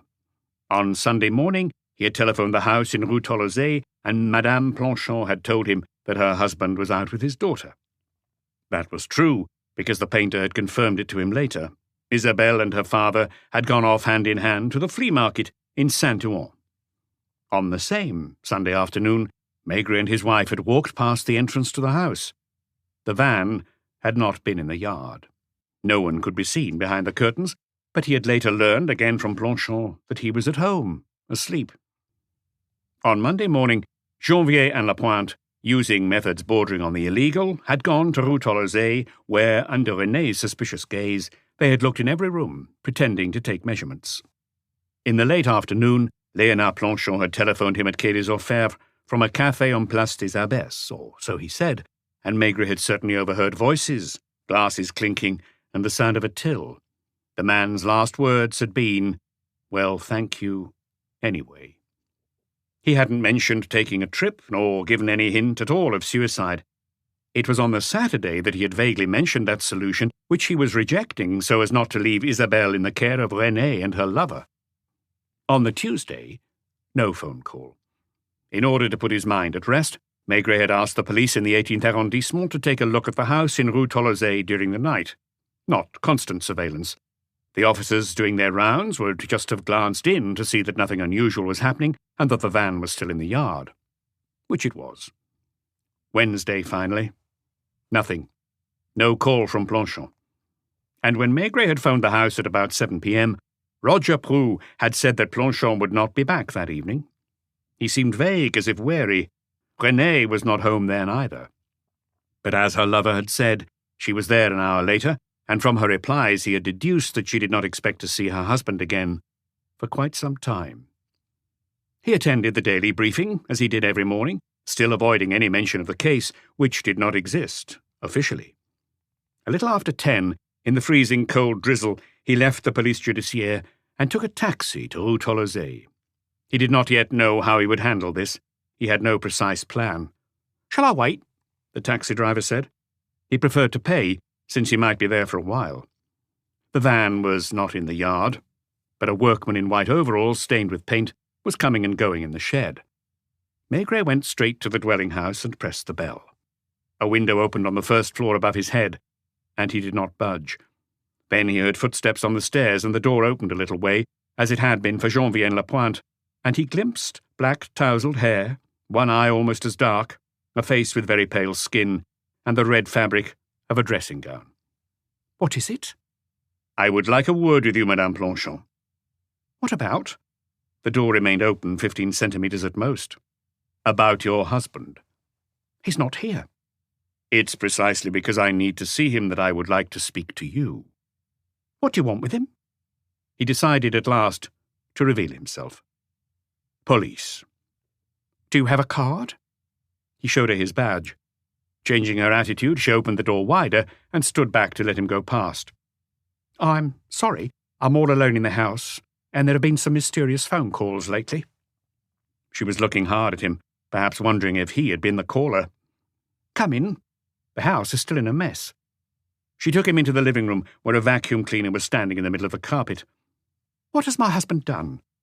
"I need to get in touch with him to ask him a few questions." "Has he been in a fight?" She indicated a chair to him, but was hesitating to sit down herself, pulling the dressing gown more tightly around her. "Why do you ask that?" "Because he spends the evening and half the night in bars, and when he's had a few he gets violent." "Has he ever hit you?" "No. Well, I wouldn't have stood for it. But he has threatened me." "What kind of threat?" "To bump me off. He didn't go into detail." "And has that happened several times?" "Several times, yes." "And you know where he is just now?" "I don't know, and I don't care." "When did you last see him?" She took time to think. "Wait a minute, it's Thursday, Wednesday, yesterday, Tuesday the day before. It was Monday evening." "At what time?" "Late at night." "You don't remember the exact time?" "It must have been about midnight." "You'd gone to bed?" "Yes." "Alone?" "No. No reason to lie to you. Everyone round here knows how it is, and I should say they're all on our side, Roger's and mine. If it wasn't for my husband being so obstinate, we'd have got married long ago." "You mean you have a lover?" Not without a certain pride, she answered, looking him straight in the eye. "Yes." "And he lives here in this house?" "Why not? When a man like Planchon clings on and refuses a divorce, you have to—" "Since when?" "Nearly 2 years now." "And your husband has accepted the situation?" "He's been my husband in name only for a good while now, and it's a long time since he was a real man either. I don't know what you want with him. What he does when he's out of the house is no business of mine. What I can tell you, and no one will tell you any different, is that he's a drunk, and you can't expect anything from him any more. If it wasn't for Roger, the business would have collapsed." "Can I take you back to Monday evening?" "You were in bed, in the bedroom." Its door was open, and an orange eiderdown was visible on the bed. "Yes." "With this man called Roger?" "Roger Prou's his name. A good sort who doesn't drink and who's prepared to put his back into his work." She spoke of him with pride, and Maigret sensed that she would have flown at anyone who dared disparage him. "Did your husband eat with you that night?" "No. He hadn't come home." "Did that happen often?" "Quite often. I'm beginning to know what alcoholics are like. For a while they can keep up a bit of a show, some dignity. But they end up drinking so much they're not hungry, and instead of eating they have a few more drinks." "And your husband had reached that stage?" "Yes." "But he carried on working, didn't he? Wasn't there a danger he might hurt himself falling off a ladder or scaffolding?" "He didn't drink, well, not much during the day. As for his work, if the whole business had depended on him—" "You have a daughter, I believe." "How do you know?" "Oh, I suppose you asked the concierge. Well, it doesn't bother me. We've nothing to hide. Yes, I've got a daughter. She's nearly 7. "So on Monday evening, you ate supper together, Roger Prou, yourself, and your daughter?" "Yes." "In this room?" "In the kitchen. I don't see what difference that makes. We usually eat in the kitchen. Not a crime, is it?" She was getting impatient. puzzled by the turn the questions were taking. "And I presume your daughter would go to bed first?" Of course. Upstairs. She was clearly surprised to find him so well informed. Had she already made the connection between his visit and that of the two men who came to measure the rooms? At all events, she did not become flustered, but continued to look straight at her visitor, not averting her gaze. Then suddenly it was she who asked a question. Wait a minute. Aren't you the famous Detective Chief Inspector Maigret? He nodded, and she frowned. If an ordinary policeman, a local inspector, for instance, had come round to ask about her husband's doings, that would not be so remarkable, given the life Planchon led in the evenings. But that Maigret in person should trouble to come. So it must be something important. And with a certain irony she said, You're not going to tell me he's killed someone? Do you think he's capable of it? He's capable of anything, in my view, when a man reaches that point. Was he armed? I've never seen a gun in the house. Did he have any enemies? To the best of my knowledge, his real enemy was me. In his mind, anyway. He hated me. It was out of hate, pure hate, that he insisted on staying here, in conditions no man would ever accept. If only for his daughter's sake, he should have realised. Let's go back to Monday. When did you go to bed, you and Roger Prue? Let me think. I went to bed first.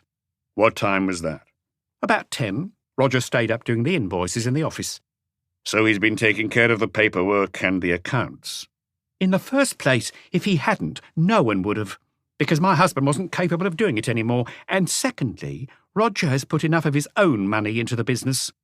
You mean they were partners, he and Planchon? Practically. There wasn't anything down on paper, or rather, yes, they did sign something, only about a fortnight ago. She interrupted herself to go into the kitchen, where something was boiling over on the stove, but came straight back. What else do you want to know? I've got to finish the housework and get the lunch. My daughter will be back from school presently. I'm sorry, I need to keep you a little longer. You still haven't told me what my husband's done. I'm hoping your answers might help me to find him. Do I understand correctly? Your lover has put his own money into the business. Every time there wasn't enough to pay the bills. And then a fortnight ago they signed a paper. What sort of paper? One saying that in exchange for a certain sum of money, Roger would take over the business. And you know how much money that was? I typed the document myself. You can type? After a fashion. There's this old typewriter in the office. It's been there for years. Planchon bought it before I got pregnant, soon after we got married. I was bored and wanted something to do, so I started typing invoices, just with 2 fingers, and then I did the letters to customers or suppliers. And you still do that? When it's needed. Do you have the document here? She looked at him more sharply. I'm wondering if you've got the right to ask me all these questions. I wonder if I'm obliged to answer them. For the moment, no, you're under no obligation. For the moment? Well, I could summon you to attend my office as a witness. A witness to what? Let's say your husband's disappearance. But he hasn't disappeared. Well, what would you call it? He just left, that's all, and it was high time he did. She stood up, nevertheless. I don't see why I need to hide anything from you. If this document interests you, I'll go and fetch it. She went to the office and could be heard opening a drawer. She returned a few moments later, holding a sheet of paper. It carried a letterhead in the name of Léonard Planchon, painter and decorator. The text had been typed with a violet ribbon, and rather irregularly. Some letters are on top of one another, and 2 or 3 spaces between the words were missing. I, the undersigned, Léonard Planchon, grant to Roger Prue, in exchange for the sum of 30,000 new francs, my share in the painting business located Rue Tolosay in Paris, which I own equally with my wife, Renée, née Babou. This transfer includes the lease of the building, all the equipment and furniture, excluding my personal possessions. The document was dated the 28th of December. Normally, Maigret objected, looking up, this kind of agreement would be signed in front of a solicitor. Why didn't you do that? To save money. What would be the point, when people are in good faith? So your husband signed it in good faith? Well, we did, at any rate. This paper is dated 3 weeks ago, so Planchon no longer had any part in the business after that. I'm wondering why he went on working for it. And why he went on living in this house, although he had been nothing to me for even longer. So he was carrying on just as a workman. You could say that. And being paid? I suppose so. You'd have to ask Roger. And the 3 million old francs were paid by cheque? No, in cash. Here? Well, not in the street. In front of witnesses? We were all three present. Our personal affairs don't concern anyone else. And no condition was attached to this agreement? This idea seemed to strike her, and she stayed silent for a moment. There was one, but he didn't keep it. What was that? That he'd go away and finally let me have a divorce. Well, he has gone away. After 3 weeks? Let's get back to Monday. What, again? Is this going to take long? I hope not. So you were in bed, Prue came to join you. Were you awake when he came in? Yes. Did you notice the time? If you really want to know, we had other things to do. So you were both asleep by the time your husband came home? No. He opened the door with his own key? Well, he didn't use a biro. I just thought he might be too drunk to manage it himself. Yes, he was drunk, but he could get the key in the lock all right. Where did he sleep as a rule? Here, on a camp bed. She stood up again, opened a cupboard and pointed to a camp bed folded up. This was already put up for him? Yes. I would do it myself before I went to bed, so he wouldn't be making a racket for half an hour. But on Monday evening he didn't sleep in it? No. We heard him go upstairs. To kiss his daughter good night, perhaps? No, he never went to kiss his daughter when he was in that state. So, what was he doing? That's what we wondered. We listened. He opened a cupboard on the landing where he keeps his things. Then he went into the little box room where we store stuff because there's no attic. Then there was a clattering noise on the stairs, and I had to hold Roger back because he wanted to go and see what was happening. And what was happening? He was carrying down his suitcases. How many? 2. There were only 2 in the house because we hardly ever went away. And you didn't talk to him? You didn't see him leave? Yes, I did. When he came down and back into the dining room, I got up, but I made Roger stay where he was to avoid a scene. And you weren't afraid? You told me that when your husband had been drinking he was violent, and he had threatened you. Well, Roger was within earshot. So what happened the last time you spoke to him? Already, through the door, I'd heard him talking to himself, and he seemed to be laughing. When I went in, he just looked me up and down and laughed again. Was he very drunk? He wasn't drunk in the usual way. He didn't threaten me, he didn't start acting up, and he wasn't crying. You see what I mean? He seemed pleased with himself, and you'd have thought he was going to play a good trick on us. He didn't say anything? Well, first he said, "Now then, old lady," and he showed me the 2 cases. Just as she did not take her eyes off Maigret, he too was attentive to the slightest quiver of her face. She must have realized that, but it did not appear to trouble her. And that was all. No, he muttered something along the lines of, "Go on, search them if you want to see I'm not taking anything of yours." He was stumbling over the words and talking to himself more than to me. And you say he looked pleased with himself? Yes, like I said. It was as if he was going to play some kind of trick on us. I asked him, "Where are you going?" And he waved his arm around and almost fell over. "Have you got a taxi waiting?" He just looked at me and laughed again without answering me. He'd picked up his cases, and I pulled his coat sleeve. I said, "That's all very well, but I'll need your address to get started on the divorce." What did he say to that? I remember exactly what he said because I repeated it afterwards to Roger. "Oh, you'll have it, my beauty, and sooner than you think." He didn't mention his daughter? No. He didn't say anything else. He didn't go up to kiss her goodbye? We'd have heard him if he had, because Isabelle's room is directly over our heads and the floorboards creak. So he went off with his 2 cases. Did they look heavy? I didn't pick them up. A bit heavy, perhaps, but not very, because he would only have taken his clothes, his underwear, his shaving things, and so on. And did you go to the door with him? No. Why not? Because it would have seemed like I was seeing him out. You didn't watch him cross the courtyard?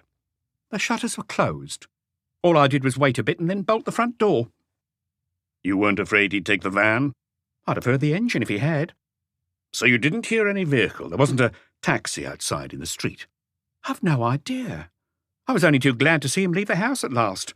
I ran back into the bedroom, and if you want to know, I rushed into Roger's arms. He'd got up and heard everything through the door. And all this was Monday evening. Monday, that's right. It was only on the Tuesday that Maigret had asked his colleagues in the 18th to keep a discreet eye on the house. If René Planchon was to be believed, it was already too late by then. And you've no idea where he could be. Maigret could still hear Planchon's last words to him over the phone that same Monday at about 6 o'clock, when he had been in the café on Place des Abbesses. Well, thank you, anyway. It had seemed to him at the time that there was something in the man's voice, a certain bitterness or even irony. He had felt so sure of it that he would have called him back if that had been possible. Your husband hasn't got any relatives in Paris? No, or anywhere else either. I know that for a fact because his mother was from the same village as me, Saint-Sauveur in the Vendée. She couldn't have known that Planchon had been to see Maigret and taken him into his confidence. Everything she said corresponded to what he already knew. Do you think he might have gone back there? What for? He hardly knew it. He'd just been there a few times with his mother when he was a child, and if there was any family left, it'd be some vague cousins that have never been in touch. And you don't know of any friends he might have? When he was a more normal man, he was shy and timid, so I still wonder how he ever found the courage to speak to me. Maigret tried a little test. Where did you meet? Just down the street, in the Bar des Copains. It was the first time I'd set foot there. I'd just arrived in Paris and I worked nearby. I should have been more suspicious. What of? A man with an infirmity. What would that have to do with his character? I don't know. But yes, I do have this feeling that people like that think about it all the time. They feel different from other people. They get it in their heads, everyone's staring at them and making fun of them, so it makes them more touchy. They're jealous. Bitter. Was he already bitter when you married him? I don't remember. But he didn't want to see people. We hardly ever went out. We lived in here like prisoners. He liked it that way. He was quite happy. She paused and looked at him, as if to say that the questions had been going on long enough. Is that all? She asked. Yes, for now. But I'd like you to let me know if you have any news of him. I'll leave you my telephone number. She took the card he gave her and put it on the table. My daughter will be home in a few minutes. She wasn't surprised that her father has gone away? I told her he'd gone on a trip. She accompanied him to the door, and it seemed to Maigret that now she was more worried that she was the one who wanted to keep him longer to ask him questions. But about what? Goodbye, Inspector. He didn't feel at ease either, as hands in pockets and collar turned up, he walked down the street, meeting on the way a little girl with long blonde plaits. He turned round and watched as she went into the courtyard. He would have liked to be able to put questions to Isabelle, too. Chapter 5. Planchon's wife had not invited him to take off his coat, so Maigret had been wearing it for more than an hour in the overheated house. Now, in the fine rain made up of invisible, icy crystals, the cool air struck into him. Since his Sunday afternoon walk in the same neighbourhood, he had felt he was getting a cold in the head, which was what gave him the idea of turning left into Place des Abbesses instead of going down Rue Le Pic to find a taxi on Place Blanche. It was from there that Planchon had telephoned him on Monday evening, which had been their last contact. Much more than the Place du Tertre, now a tourist trap, this other square, Place des Abbesses, with its metro station, its own playhouse, the atelier, looking like a toy theatre or a stage set, its shops and its bistros, was to Maigret's eyes the real Montmartre, the people's Montmartre, and he remembered that when he had first come across it on a chilly but sunlit spring morning shortly after arriving in Paris, he had thought he had walked into a Utrillo painting. The square was thronged with ordinary folk, local residents, coming and going as they might in a small town on market day, and it was possible to detect a sort of kinship among them, as in a village. He knew from experience that some of the older inhabitants would hardly ever have set foot outside the 18th arrondissement, and there were still some small shops that had been handed down from father to son for several generations. He peered through the windows of 2 or 3 cafes before he noticed on the counter of a tobacconist's a small cash register that looked new. This was the one he chose to enter, remembering the background noises overheard during his conversation with Planchon. He was greeted by a welcome warmth and a familiar smell of cooking and wine. The tables, 7 or 8 at most, were covered with paper cloths, and a slate announced that the lunchtime special was andouillette with mashed potatoes. 2 builders in overalls were already eating at the back of the room. The owner, a woman in black, was seated at the till in front of a display of cigarettes, cigars, and national lottery tickets. A waiter, his sleeves rolled up to the elbow and wearing a blue apron, was serving wines and aperitifs at the counter. About 10 people were standing there to drink, and all eyes turned towards him. It was quite some time before the conversation started up again. "A grog," he ordered. Hadn't Madame Maigret confirmed that very morning that his voice sounded unusual? It was probably hoarse. "With lemon?" "Yes, please." At the back of the room on the left, near the kitchen, he could see a telephone cabin with a glass door.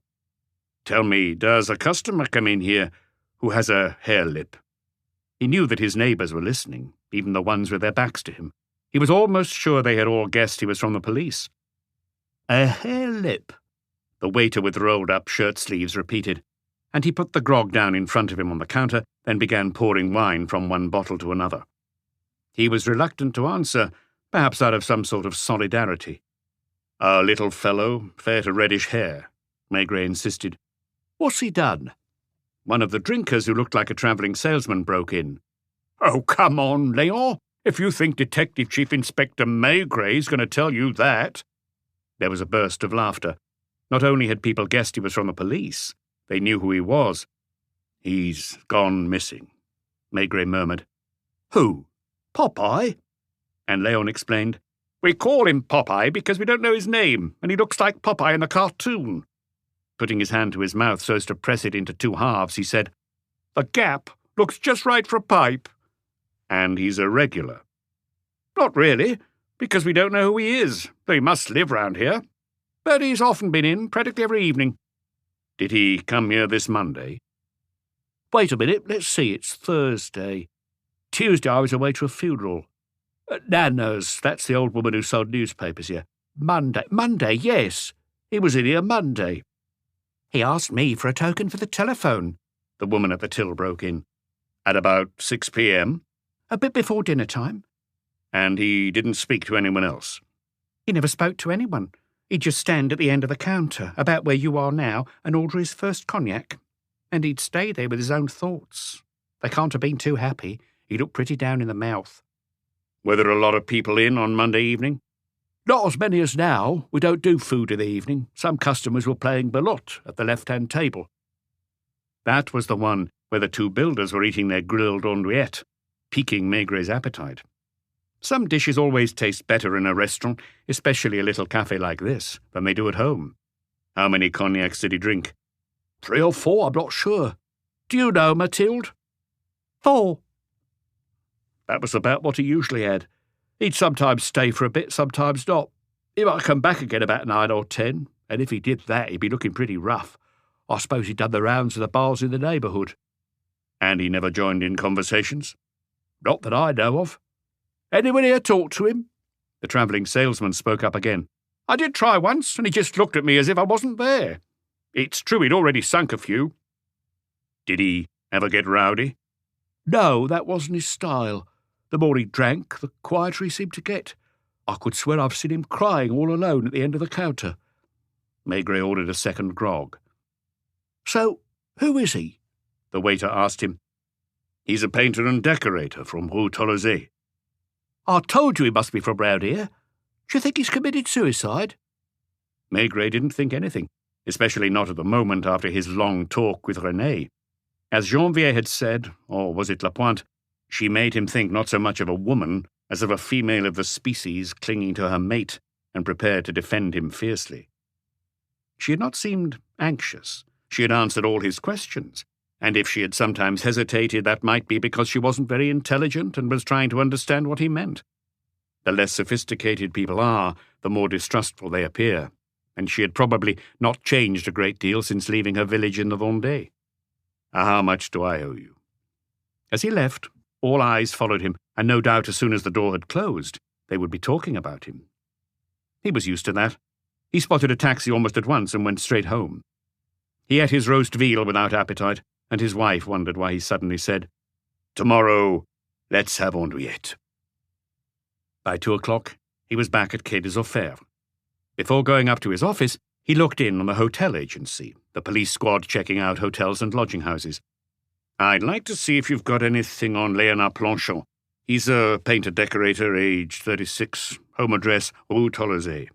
It's possible that on Monday night, quite late, he checked into a hotel, probably a cheap one, and probably in the Montmartre area. He was carrying 2 suitcases. Quite short, fairly reddish hair, and he's a hare-lip." They would check their registration cards and visit lodging houses in the area. A few minutes later, sitting in front of his pipe rack, wondering which one to choose, he called Luca in. "Can you put out a message to taxi drivers? I want to know if anyone picked up a customer with 2 suitcases about midnight on Monday in the area of Rue Le Pic or Place Blanche." He repeated the description, mentioning once more the famous hare-lip. "And while you're at it, you could send it to the railway stations, just in case." It was routine, and Maigret did not look as if he expected much from it. "Your Saturday caller's gone missing?" "Looks like it." For a good hour, he managed not to think about it as he dealt with other matters. Then he stood up to light the lamps as the sky was growing darker. Suddenly, he decided to go to see the chief of police. "I need to talk to you about something that's been worrying me." He felt a little ridiculous to be attaching such importance to it, and as he talked, describing the interview in his apartment on Saturday night, he realized that his account was not very convincing. "You don't think this is someone who's deranged, or at least a bit unbalanced?" The police chief had also seen his fair share of such people, because certain among them, by persistence or deception, managed to make their way through to him. Sometimes it was only at the end of their monologue that you realized the whole thing made no sense. "I don't know. I've interviewed his wife." And he summarized his conversation with René. The chief of the police judiciaire, as he had expected, did not see things in the same light as he did, and seemed surprised at Maigret's concern. "You're afraid he's committed suicide?" "That's one possibility." "You just said he talked about killing himself, but if so, I don't see why he'd bother to collect his belongings and go off lugging a couple of suitcases around." Maigret puffed on his pipe without speaking. "Perhaps he meant to leave Paris, but he could have just gone to the first hotel he came to," the chief went on. Maigret nodded. "I'd like to know a bit more about it," he said with a sigh. "I wanted to ask your permission to summon the wife's lover to come into my office." "What's he like?" "I've never met him, but from what I know of him, he's rather a difficult character, and I'd like to ask the workman a few questions, too." "Given our current relations with the public prosecutor's office, I'd prefer it if you could have a word with him first." Always the same antagonism, more or less latent and concealed, between the police judiciaire and the lawyers in the Palais de Justice. Maigret could recall the time when he was able to conduct an investigation through to the finish without having to consult anyone, making contact with the examining magistrate only when the case was over. But since then, there had been new laws and endless decrees, and to stay within legal limits, he had to take care what he said or did. Even his visit in the morning to Rue Tolosay, if René Planchon took it into her head to complain, would attract a severe reprimand. "You're not going to wait for results from the searches?" "I've got a feeling they won't help." "Go ahead, then, if you insist. Good luck." So it was that at 5 p.m. Maigret went through the small door separating the police judiciaire from the very different world lodged inside the same Palais de Justice. On this side were the prosecutors, the examining magistrates, the courtrooms, the vast corridors thronged with lawyers whose black gowns looked like wings flapping. The legal offices were solemn and sumptuous compared with those of the police. Strict etiquette was required, and people spoke in low voices. "I'll announce you to Deputy Prosecutor Michin. He's the only one free at the moment." He had to wait a long time, just as other people waited in the glass cage of the police judiciaire. Finally, a door opened onto an Empire-style office, and his feet were treading on a red carpet. The deputy prosecutor was tall and fair-haired, and his dark suit was beautifully cut. "Do sit down. What is this about?" He glanced at the platinum watch at his wrist, like a man to whom moments are precious, and it was easy to imagine he was expected for afternoon tea in some aristocratic salon. It seemed vulgar, almost in bad taste, to describe the little house painter in Rue Tolosay, his Saturday evening recital punctuated by 2 or 3 glasses of plum brandy, his tears, and his passionate outbursts. As yet, I don't know whether this is simply a missing person, a suicide, or a crime. He summed up the situation as best he could. The lawyer listened, contemplating his own exquisitely manicured hands, very fine hands with long, slender fingers. So what do you propose to do? I'd like to be able to question the wife's lover, this Roger Prue, and perhaps, too, the 3 or 4 workmen who were employed in the Rue Tolosay painting business. Is the man you mentioned someone who might complain and give us trouble? I'm afraid he is. Then is it really necessary? Even more than in his chief's office, the case was taking on a different complexion here, and Maigret was tempted to give up, to wipe from his memory the little man with the hare lip who had so grotesquely intruded on life in Boulevard Richelieu-Lenoir. What's your idea about this? I don't have one. Anything's possible. It's precisely because I need a better idea that I'd like to call Roger Prue in.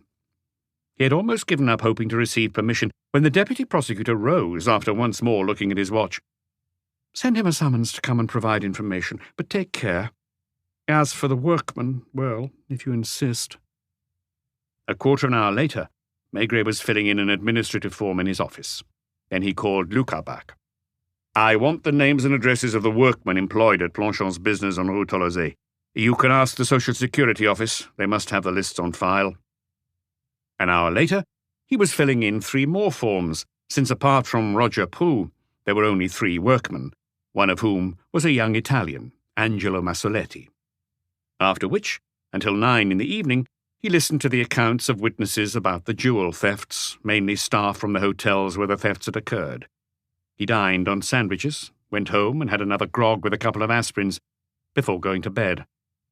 At 9 next morning, a stocky man with white hair and pink cheeks was already waiting in the antechamber, and after a few minutes he was shown into Maigret's office. Jules Lavis, is that right? Also known as Grandad. Some of them call me St. Peter, too, maybe on account they think my hair's my halo. Sit down. Thank you kindly. I'm more often up a ladder than on a chair. Have you worked a long time for Léonard Planchon? I was working with him when he was just a whippersnapper. The boss was called L'Empereur back then. So you know what's happening in the house in Rue Tolosay. Now, that depends. Depends on what? On what you're going to do with anything I say. I don't understand.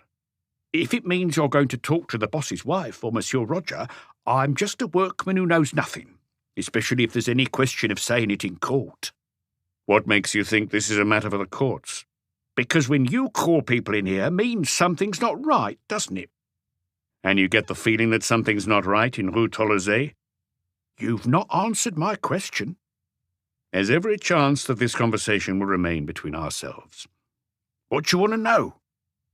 What were relations like between your boss and his wife? She didn't tell you. I saw you coming through the yard yesterday and you stayed an hour with her. Has Prue been her lover for long? Lover, I couldn't say, but he's been sleeping in the house for nearly 2 years now. And how did Planchon take that? The old painter smiled knowingly. Well, like a man whose wife's cheating on him, eh? You mean he accepted the situation willingly? Willing or not, didn't have much choice, did he?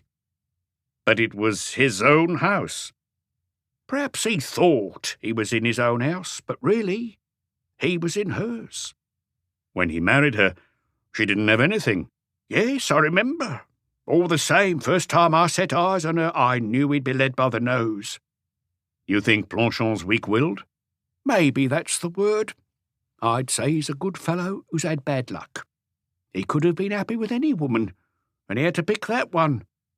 But they were happy for a few years. The old man nodded, looking sceptical. If you say so. You don't agree? Maybe he was happy, and then again maybe she was happy for herself, but they weren't happy together. She was cheating on him. I think she was already cheating on him before they moved to Rue Tolosay. I didn't see her then, of course. Soon as she was Madame Planchon, anyway. Who with? Anything in trousers. Practically all the workmen he hired. If I'd been younger myself. And Planchon didn't suspect anything. Do husbands ever suspect anything? What about Prue, then? Oh, well, there she'd picked on a tough guy with his own ideas. He wasn't going to be satisfied like the others with a quickie behind the door. You think he was planning to take the boss's place from the start? Well, in bed to begin with, then running the business. But now, if you're going to repeat what I say, I'd be looking for a new job. Not to mention he could be waiting for me round some street corner. He's violent. Never seen him strike no one, but I wouldn't like to get on the wrong side of him. When did you last see Planchon? Getting there, are we? You took your time. I had my answer already. Thought it'd be the first thing you'd ask me. So, Monday, 5:30 in the afternoon. Where? Rue Tolosay. I wasn't working on the same job as him. I was painting a kitchen for this old lady in Rue Colincourt. The boss and all the others are working on a new house, Avenue Junot. Very big job. 3 weeks at least. I called back at Rue Tolosay at 5:30, like I said, and I was in the workshop when the van came in. The boss was driving, Prue was with him, Angelo and Big Jeff behind. And you didn't notice anything out of the ordinary? No. They unloaded the gear, and the boss, he went into the house as usual to change his clothes. He always changed after work. You know how he spent the evenings? I sometimes met him out. Where? In bars. Since Prue got his feet under the table, the boss has taken to hard drinking, especially evenings. You didn't get the impression he was thinking of killing himself? No, never crossed my mind. Why not? Because when you put up with something like that for 2 years, no reason you won't go on doing it forever. You hadn't heard people saying he wasn't really the boss anymore? Oh, it's a long time since he was the boss of the outfit. They let him think so, but really... Nobody's told you that Prue has bought him out of the business. The old man known as Grandad stared at him with his sharp little eyes, then nodded. So they got him to sign a bit of paper. And as if talking to himself, he went on, Oh, they were smarter than I thought then. Prue didn't tell you? First I've heard of it, but it doesn't surprise me. Is that why he's away? They finally kicked him out the door? Though that seemed to displease him. What I don't get is why he didn't take his daughter with him. I thought it was because of her he put up with it. Were you told anything on Tuesday morning? Prue told us Planchon had left. He didn't say what the circumstances were? Only that he was sloshed when he came to pick up his stuff. And you believed him? Why not? Wasn't that what happened? His gaze became suspicious. You've got some idea about this, haven't you? What about you? Ah, me. Ideas, you know. You weren't surprised? What I said to my wife when I got home that night was I didn't think Planchon would last long. If ever a man loved his wife, you could say he did, to the point of being daft. As for his daughter, well, she was the holy sacrament. And you took the van out on Tuesday morning? Yes, we all got in. Prue drove us. He dropped me off at Rue Colincourt by the old lady's place. You didn't notice anything out of the ordinary? Cans of paint, like always, rolls of wallpaper, brushes, sponges, stuff like that. What do I know? Thank you, Monsieur Levis. Is that all? The old man looked disappointed. You want me to ask you some more questions? No, I just thought it would take longer. It's the first time I've been here. If anything else comes to mind, don't hesitate to come and see me or telephone. Prue's going to ask me what we talked about. Tell him I was trying to find out about Planchon, how he'd been behaving and what the possibility was of his having committed suicide. Is that likely? I don't know any more than you do. The old man went out, and a few moments later the young Italian Angelo took his seat while it was still warm. He had been in France only 6 months, and Maigret was obliged to repeat every question 2 or 3 times. One of them seemed to surprise him. Did the boss's wife ever make advances to you? Because he was a beautiful youngster with large, soulful eyes. Advances? She didn't try to get you into the house. That made him laugh. And Monsieur Roger? He protested. He's jealous. I think... He mimed, plunging a dagger into someone's chest. And you haven't seen Monsieur Planchon since Monday. That was all for him, while the third workman, called in for 11 o'clock, the one the others called Big Jeff, simply replied, I don't know, to most of the questions. He had no desire to get mixed up in anyone else's business, and apparently had no friendly feelings towards the police. Indeed, Maigret later discovered that he had been arrested 2 or 3 times for causing an affray, and once for grievous bodily harm after breaking a bottle over the head of another man in a bar. Maigret lunched at the Brasserie Dauphine with Lucas, although his sergeant had no more to tell him. The circular to the taxi drivers had produced no result. That meant nothing because some of them avoided contact with the police as much as possible. They were well aware that it meant time wasted, facing questions at Quai des Orfèvres, then from the examining magistrate, and sometimes 2 or 3 days hanging about in the witnesses' waiting room outside the court. As for the hotel agency, which was one of the most efficient services, it had found no trace of Planchon. And yet, as far as could be guessed, he was not the kind of man to get himself a false identity card. If he had checked into a hotel or furnished lodgings, it would have been under his own name. The last sighting of him that Maigret could envisage was of a little man lugging 2 suitcases down Rue Tolosay at midnight. He could, of course, have taken a bus to one of the railway stations, where probably no one would have noticed him. What are you thinking, Chief? He promised to phone me every day. He didn't on Sunday, but then he did call me on Monday. Well, he hadn't killed Renée and her lover. Had he suddenly decided to go away? He had left the tobacconists on Place des Abbesses at about 8 p.m., and had already had a few brandies. It was highly likely he had then gone into other bars. By investigating the neighbourhood, it should be possible to trace his movements. Once he was well and truly drunk, what kind of ideas would have gone through his head? If he threw himself in the Seine, it could be weeks before we fish him out, Lucas muttered. It was indeed a grotesque thought to imagine the man with a hare lip packing his suitcases with all his clothes and personal effects, then hauling them through the streets before throwing himself in the Seine.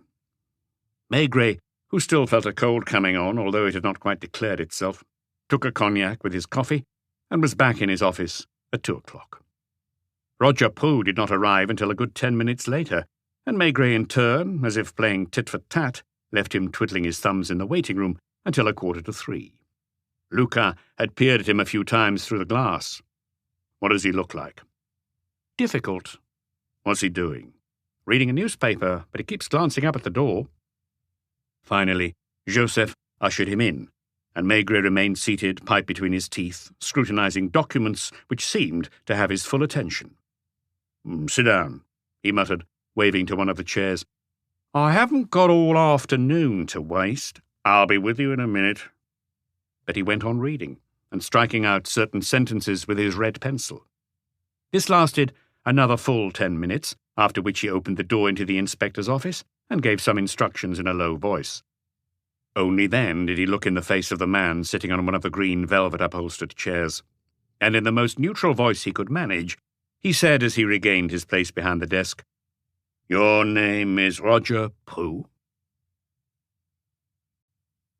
Chapter 6. Roger Etienne Ferdinand Prou, he replied, pronouncing every syllable. Born in Paris, Rue de la Roquette. Lifting himself up slightly on the chair, he pulled a wallet from his hip pocket and brought out an identity card, which he put on the desk, saying, I presume you want me to confirm that? He was freshly shaved and wearing a dark blue suit, which must be his Sunday best. Maigret had not been wrong in imagining him with bristling eyebrows and thick dark hair growing low down in his forehead. He was a fine male of the species, just as Renée was a fine female, and in their aggressive tranquillity they made him think of wild beasts. Although he had protested a little on principle about the waste of his own time and that of his men, Prou did not allow himself to be disconcerted by Maigret's classic little gambit, and his gaze was more ironic than anything. In the countryside, he would have been cock of the walk, the one who on Sundays would drag his friends off to have a fight with the lads in the next village and who would casually get local girls in the family way. In a factory, he would have been a troublemaker, standing up to the foreman and creating incidents deliberately to impress his workmates.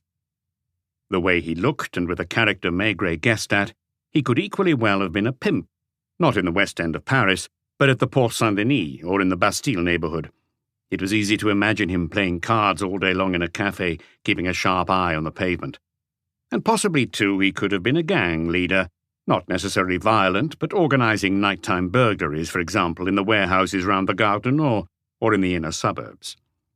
Maigret pushed back to him the identity card, which was perfectly in order. "Have you brought the document I asked you for?" Prue had kept his wallet in his hand, and remaining quite calm, his thick fingers showing no sign of shaking, he pulled out the paper signed by Léonard Planchon, which made him the co-owner, with his mistress, of the decorating business. He held it out to the inspector, continuing to display the same disdainful patience. Maigret stood up and went back to the inspector's office, positioning himself between the two rooms so as not to lose sight of his visitor. "Lapointe," and then quietly, "Go and show this to Monsieur Pirouet. He knows about it." That would be up in the attics under the roof of the Palais de Justice, where the police forensic lab was situated.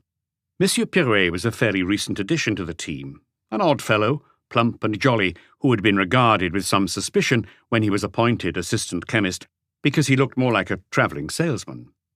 It was facetiously that they had taken to calling him Monsieur Pirouet, stressing the Monsieur. But he had turned out to be a first-class colleague, an inventor brimming with ideas who had already constructed several ingenious pieces of equipment, and they had also discovered that he was a remarkable handwriting expert. Before Prue's appearance in his office, Maigret had already sent an inspector to the Social Security offices to obtain specimens of payslips carrying Planchon's signature. It was a grey day. Fog had started to descend on the streets, as it had the previous Saturday. The inspector came back to his desk in slow motion, and it was Prue who, despite his cool pose, spoke first. "I suppose, since you've called me in, you want to ask me some questions." Maigret returned his gaze quite amiably, with hardly any irony in his expression. "Certainly," he said with a casual air.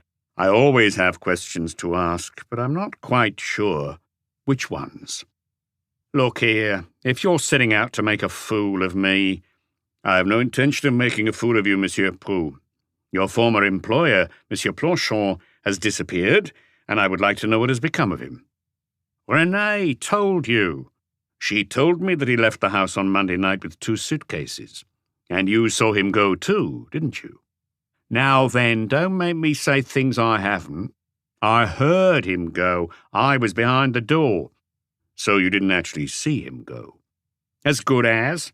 I could hear what they were saying. I heard him go upstairs to get his things, then his feet in the corridor and the door banged. More footsteps out in the yard. From that moment on, he's gone missing." "How do you know that? Just because a man walks out doesn't mean he's missing."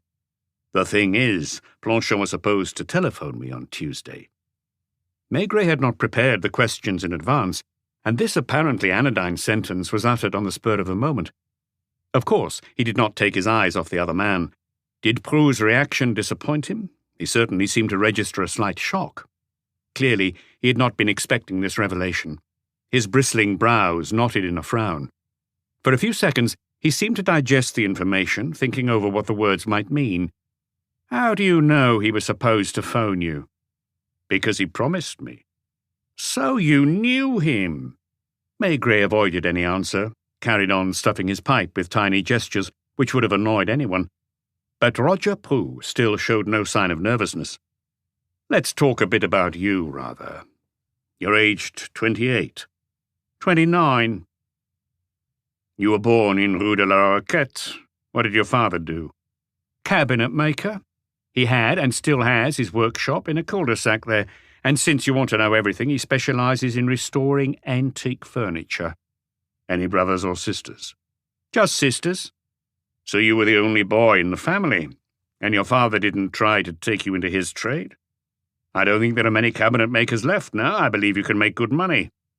"I did work with him until I was 16.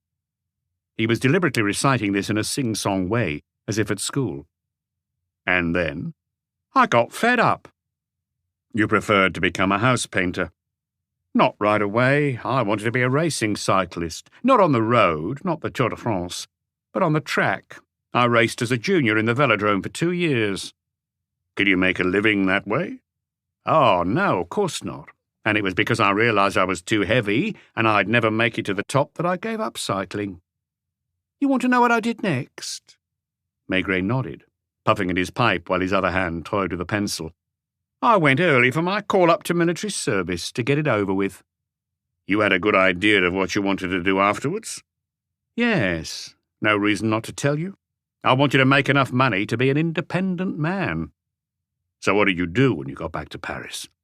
First, I worked in a garage, but that was too boring. The boss was always on my back, and I was working more like 10 or 12 hours a day than 8. I tried being an apprentice locksmith for a few months. Then a pal got me a job in a decorating business. Planchons? No, not at first. With Desjardins and Brosse on Boulevard Rochois. They were getting nearer to Montmartre and Rue Tolosay now. Were you putting money aside? Prue recognized the signal. Yes, of course. A lot. As much as I could spare. When did you start working for Planchon? A bit more than 2 years ago. I'd had a row with one of my bosses. Anyway, the business was too big. I preferred to work in a smaller outfit.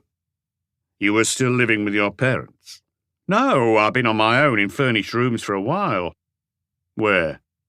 Bottom of Rue Le Pic, the Beau Séjour lodging house. And I suppose you met Planchon one day in a cafe, and he said he was looking for a good workman. Once more, Prue frowned at him from under his beetling brows, and Maigret was not too surprised to find that this man's reactions were similar to René's. What are you trying to make me say? Nothing. I'm just asking. Planchon used to go to all the bars in the neighbourhood, so it's natural to think you're way off the mark. It could, of course, have been Madame Planchon that you met one day when she was out shopping, or you haul me over here from work to come out with this kind of claptrap. It almost looked as if he was going to stand up and make for the door. 1, I never met René before I went to work in Rue Tolosay, and 2, it was not her that got me a job with her husband. Clear? Maigret replied with a slight smile. Clear. So you answered an advertisement. Or you were just passing the gate and saw a notice saying a workman was wanted. No, there wasn't any notice. I just took my chances and went in, and it turned out he did need someone. How long was it before you became Madame Planchon's lover? What is this? Do you have the right to go prying into people's private lives? Planchon's disappeared. So you say. You're under no obligation to reply. And if I don't, I shall just draw my own conclusions. Prue gave in disdainfully. Well, about a week.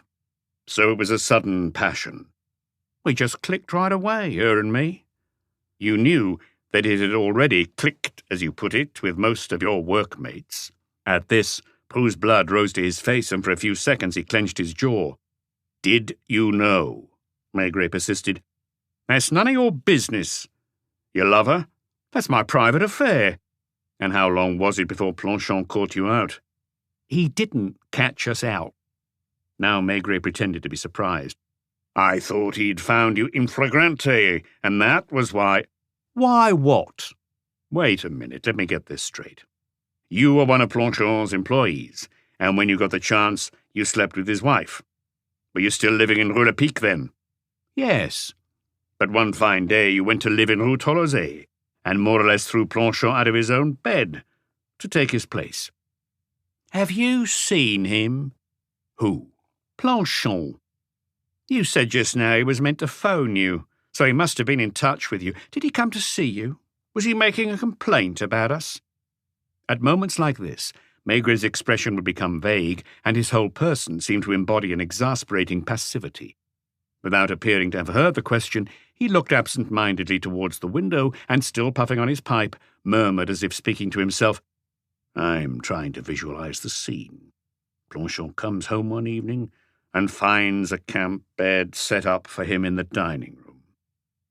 Well, I imagine he's astonished. Until then, he's had no idea what's been going on behind his back, and suddenly, from one moment to the next, he finds he's lost the right to sleep in his own bed anymore. You think that's funny? Although he was still apparently calm, Prue's eyes were shining hard, and from time to time his jaw clicked. You love her that much? She's my woman. Legally, she's still Planchon's wife. Why didn't your mistress get a divorce? Because it takes 2 to get a divorce, and he constantly refused. So he loved her too. What do I know? That's nothing to do with me. Go and ask him yourself. If you've seen him, you know as well as I do that he's no kind of a man, just a washout, a wreck. His voice was becoming thick with emotion. He's Isabel's father. And you think Isabel wouldn't prefer to have me in the house than a man who gets drunk every night and even goes and cries over her bed? He didn't drink before you came to work for him. Did he tell you that? And you believed him? In that case, everything we've been saying is pointless and we're wasting our time. Give me back my paper. Ask me any other questions and let's get it over with. I don't care if you make me out to be the bad guy. There's something I don't understand. Just one thing, he said with sarcasm in his voice. And as if he hadn't heard, Maigret went on, still speaking slowly and monotonously. Just a little over a fortnight ago, Planchon sold you his share in the business. So you and your mistress are now the proprietors. I presume Planchon didn't intend to stay on and work under you. Well, to prove it, he's gone. Still, he stayed for 2 weeks or more. That surprises you, doesn't it? Because you think people ought to do this or that, whatever's the logical thing. I tell you, that man didn't do anything logically. Otherwise, he wouldn't have slept on a camp bed for 2 years with his wife in bed with me next door. Can you understand that? So, after signing the deed of sale, he was resigned to leaving. That's what we'd agreed. In a way, you had the right to send him packing. I don't know about that. I'm not a lawyer, but we were patient enough to wait a couple of weeks. As he listened, Maigret saw once more the little man with the hare lip pouring out his confession in the front room in Boulevard Richelieu-Noir, while the table was laid for dinner behind the glass door. Planchon had certainly had a few drinks in order to pluck up the courage to come, as he said, and when he seemed to falter, Maigret had topped him up with plum brandy. All the same, he had given a strong impression of speaking the truth. And yet, even on that Saturday night, had Maigret not felt a certain unease? Had he not had doubts every now and then, and looked more sternly at the man in front of him? His long monologue had shown every sign of passion, but René, yesterday morning, although calmer in manner, had been equally passionate. And even Prue, who was trying to maintain his composure, was now and then gritting his teeth. So, why do you think he made up his mind suddenly on Monday night? The other man shrugged his shoulders with indifference.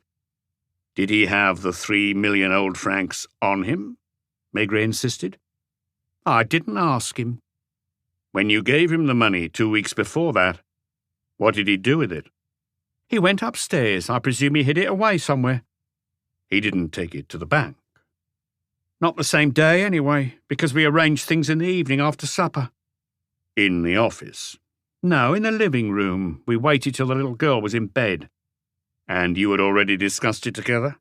It had all been agreed by you, including the price, and I suppose you had the cash ready in the office. No, in the bedroom. You were afraid he might take it? No, because the bedroom was our private place. You're 29 years old. You can't have had the chance to save much money until after your military service, so how do you manage to get together such a large sum of money in such a short time? I only had some of it myself, 1/3 to be precise. Where did you get the rest? He did not seem in the least embarrassed. On the contrary, it was as if this was the question he had been expecting the inspector to put to him all along, and he barely concealed his satisfaction as he said, My father lent me another 1 million old francs. He's had plenty of time to put savings by, and the last 1 million came from my sister's husband. He's called Murier, François Murier, and he's got a butcher's shop on Boulevard de Chaon. When did you arrange these loans? On Christmas Eve. We were hoping to finish with Planchon next day. Finish with him? Give him his money and see him leave the house. You know quite well what I meant. And I presume you signed receipts. Even when it's in the family, I like things to be done properly. Maigret pushed a notepad across the table to him. Could you write down the exact address of your father and your brother-in-law?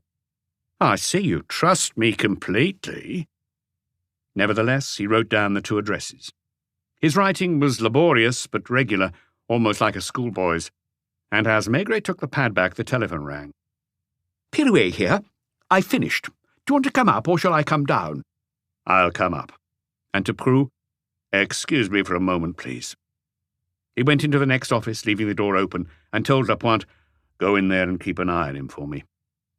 A few minutes later, he was up in the attics, where he shook hands with Meurs, brushed past the model used for reconstructions, and went into the laboratory. Monsieur Pirouet, his face gleaming with perspiration, was standing in front of 2 photographic enlargements, still damp, pegged up on a line. "Well?" "I need to ask you something, Chief. Was the man who signed these papers a drinker?" "Why?" "Because that might explain the difference in the handwriting. See, here we have the signature on the Social Security form. The writing isn't very confident. I'd say it belongs to a man who's unstable, but still in command of himself. You know him?" "Yes, I've had him in front of me for almost a whole evening." "Do you want me to give you my impression of him?" And as Maigret nodded, "He's someone who's had only an elementary education, but has always taken pains with things. He is timid, almost to extremes, but has outbursts of pride. He tries to stay calm and controlled, but really he has a passionate nature." "Not bad." "Something's wrong with his health. He's sick, or he believes himself to be." "And what about the signature on the deed of sale?" "That's why I asked you if he drank. The writing's rather different. It could be the same hand, but if so, the person signing was drunk, or else in the grip of a strong emotion. Take a look for yourself. Compare the two. Here the strokes are regular, if a little wobbly, as might be the case with a man who drinks, but was not in a state of drunkenness when he signed this. On the deed of sale, by contrast, all the letters are shaky." "But you think it could be the same man?" "In the circumstances I just described, yes. Or alternatively, it could be forged. Often when people forge handwriting, you see the same signs of emotion." "Thank you. And does the writing here have anything in common with this?" And Maigret showed him the 2 addresses Roger Prou had written down a few minutes earlier. Monsieur Pirouet needed no more than a quick glance. "Absolutely not. I could explain—" "Not now. Many thanks, Monsieur Pirouet." Maigret picked up the original papers and went back downstairs. He found Prou still sitting on his chair and Lapointe standing by the window. "You can leave us." "So?" asked René's lover. "So nothing. Here you are. Here's the deed of sale. I presume it was typed by Madame Planchon." "She told you, didn't she? There's no mystery about it." "Was her husband drunk when he signed it?" "He knew what he was doing. We didn't take advantage of him. That's not to say he mightn't have had a few drinks, like always by that time of night." "Can I reach your father by phone? You have his number?" Still looking disdainful, Prou gave him the number as Maigret dialed it. "His name's Gustave Prou. You'll have to speak up. He's hard of hearing these days." "Monsieur Gustave Prou? My apologies for disturbing you. I have your son here, and he tells me that in December you loaned him the sum of 1,000,000 old francs. Yes, I'm with him." "What? You'd like to speak to him?" The older Prou was distrustful too. Maigret held out the phone to the son. "Yeah, it's me, Papa. Recognize my voice? Good. You can go ahead and answer the questions he's asking." "No, it's just a formality. I'll explain later. See you soon, yes?" "Yeah, everything's fine." "Yes, he's gone away." "Yeah, not now. I'll be round Sunday." He handed back the receiver. "So, Monsieur Prou, can you now reply to my question? You lent him 1,000,000. Good, fine. In cash? You took it out of the bank the day before. From the savings bank?" "Yes, I can hear you." "And your son, he signed a receipt, did he?" "Thank you very much. Yes, someone will call round to check, normal procedure. You just need to show him the receipt." One moment. When was this? Christmas Eve?" Prou's eyes glared more than ever with scornful irony. "I suppose you're going to call my brother-in-law now." "There's no hurry. I'm quite sure he'll confirm what you say." "Can I go, then?" "Unless you want to make a statement." "What statement?" "I don't know. You might have some idea where Planchon went when he left the house. He doesn't seem to be very strong, and he was also drunk. Lugging 2 cases, he can't have got very far." "Well, that's your job, isn't it? Or are you expecting me to find him for you?"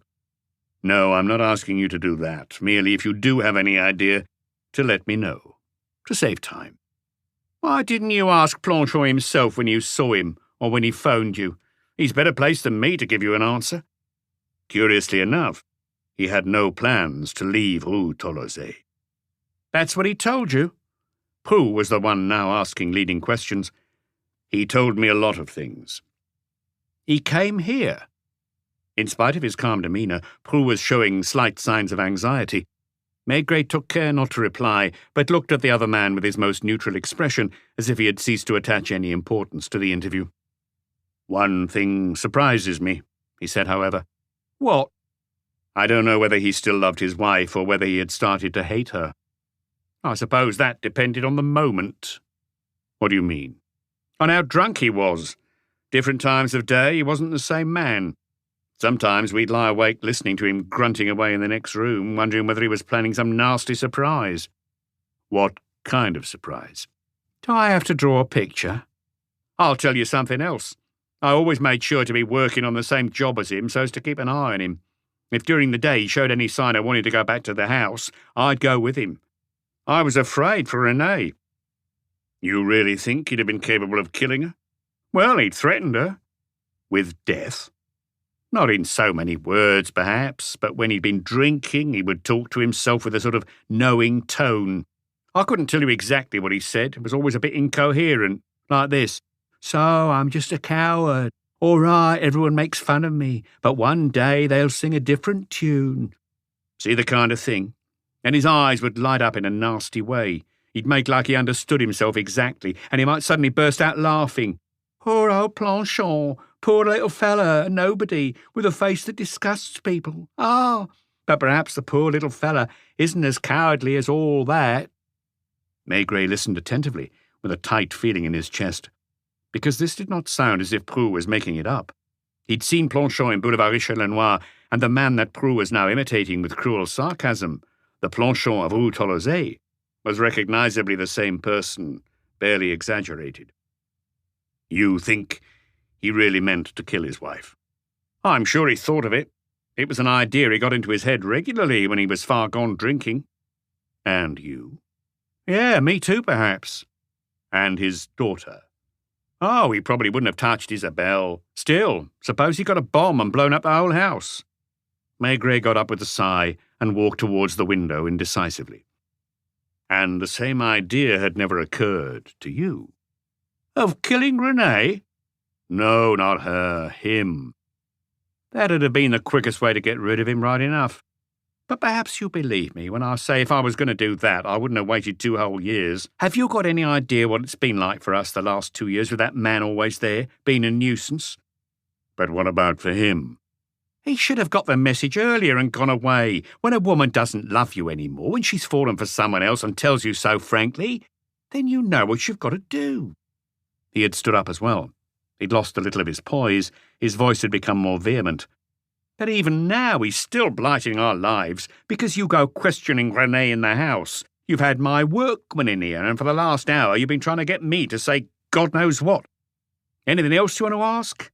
Am I still a free man? Can I go? Yes, you can go. Goodbye, then. And he went out, slamming the door. Chapter 7.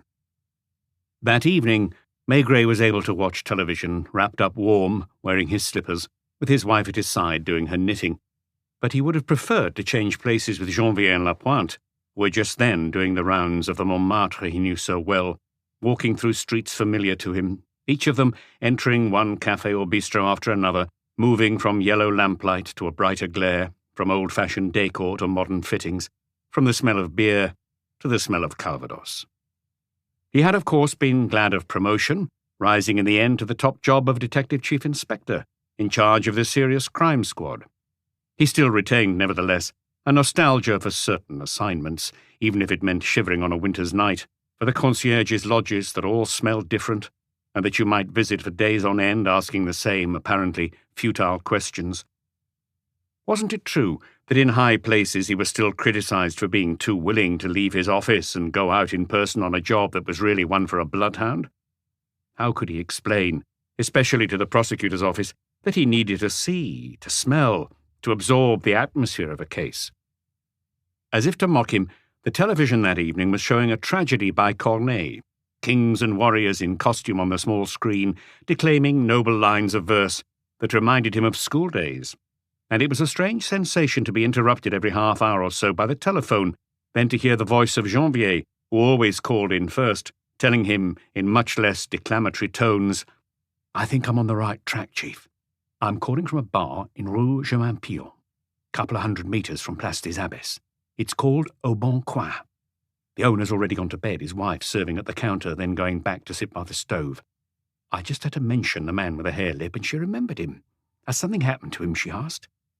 He came here often, apparently, about 8 in the evening for a couple of drinks. The cat liked him and would go and rub against his legs for him to stroke it. It's a little bar, dim lighting, dark paint. I don't know why it's open in the evening at all, because the only customer's an old man sipping a grog by the window." Has she seen Blanchon since Monday? No, she's almost sure the last time he was in was Monday. Just yesterday she said to her husband that she hadn't seen the man with the hare lip and wondered if he was ill. And he never told her anything about himself? Hardly spoke at all. She felt sorry for him because he seemed sad and she tried to cheer him up. Keep on searching, then.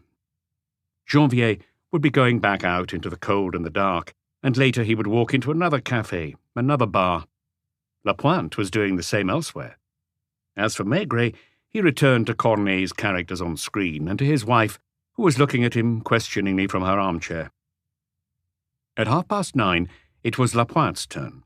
He was calling from Rue Le Pic, from another bar, bigger and better lit, where the regulars were playing cards and where Planchon had been seen. Always had his cognac, Chief. Here they knew who he was, that he lived up on Rue Tolosay, because they'd seen him go past driving a van with his name on it in big letters. They all felt sorry for him. By the time he got here, he was generally well on the way to being drunk. Never spoke to a soul. One of the card players remembered the last time he came was Monday night. He ate 2 hard-boiled eggs from the basket on the counter. Janvier must have chosen the wrong trail to follow, since when he next telephoned, he had inquired in 5 bistros, but the man with the hare lip had not been seen in any of them. And Corneille's heroes had been replaced by singers on the television screen, when at about 11 o'clock, Lapointe phoned again, sounding excited. "Something new to report, Chief. I wonder whether we hadn't better meet up at Quai des Orfèvres. There's a woman here I'm watching from the phone booth, because I don't want her to slip away. I'm in a brasserie en Place Blanche. The terrace has glass round it and braziers heating it. Are you still there?" "Yes, I'm listening." "The first waiter I talked to knew Planchon well by sight. Seems he would turn up late in the evening, and by then he wasn't too steady on his legs. He'd sit on the terrace and order a beer." "Probably to chase all those cognacs from other bars." "I don't know if you know this place. There are 2 or 3 women always on the terrace, and they watch the passers-by. They work mostly when the show is over at the cinema next door." The waiter pointed to one of the women and said, "You could ask Clémentine over there. She might know more than me. I've seen her go off with him a few times." She guessed at once I was from the police, and at first she wasn't giving anything away. She just kept asking, "What's he done? Why are you looking for him? What makes you think I know him?" After a bit, she did consent to talk, and I think what she said would interest you. In fact, I think it'd be a good idea to get a statement from her in writing while she's still willing. What shall I do? "Take her to the police judiciaire. I'll get there about the same time as you." Madame Maigret, looking resigned, was already fetching his outdoor shoes. "Shall I call a taxi?" "Yes." He put on his overcoat, not forgetting a scarf, having swallowed another grog, since he was still sure he was sickening, perhaps for flu.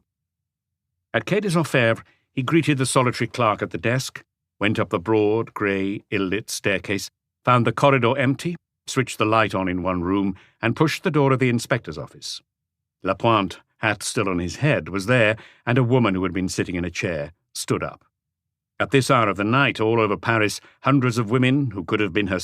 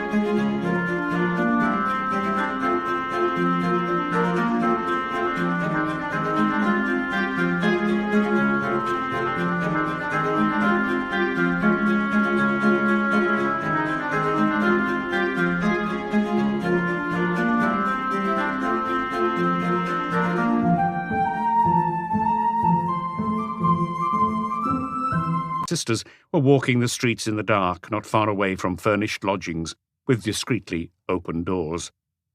She was wearing extremely high heels, and her legs were slender.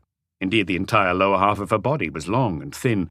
Only from the hips upwards did she carry any weight, and the disproportion was the more striking since she was wearing a short fur jacket made of something like long-haired goatskin. Her cheeks were rosy pink, and her sooty eyelashes were like a doll's. "Mademoiselle was good enough to come with me," Lapointe said gallantly, and she replied, sarcastically but without malice, "As if you couldn't have carted me down here anyway." She seemed impressed by the inspector, looking him up and down. Taking off his coat, Maigret motioned to her to sit down again.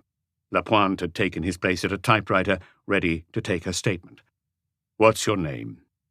"Antoinette Lesueur, but they mostly call me Sylvie. Antoinette's a bit old-fashioned. It was my grandmother's name, and—" "And you knew Planchon?" "I didn't know his name. He used to come nearly every night to the brasserie, and he was usually pretty far gone. I thought at first he was a widower drowning his sorrows. He looked so sad." "Did he address you first?" "No, it was me. And the first time I thought he was going to run away, so I said, 'You know, I've got problems too.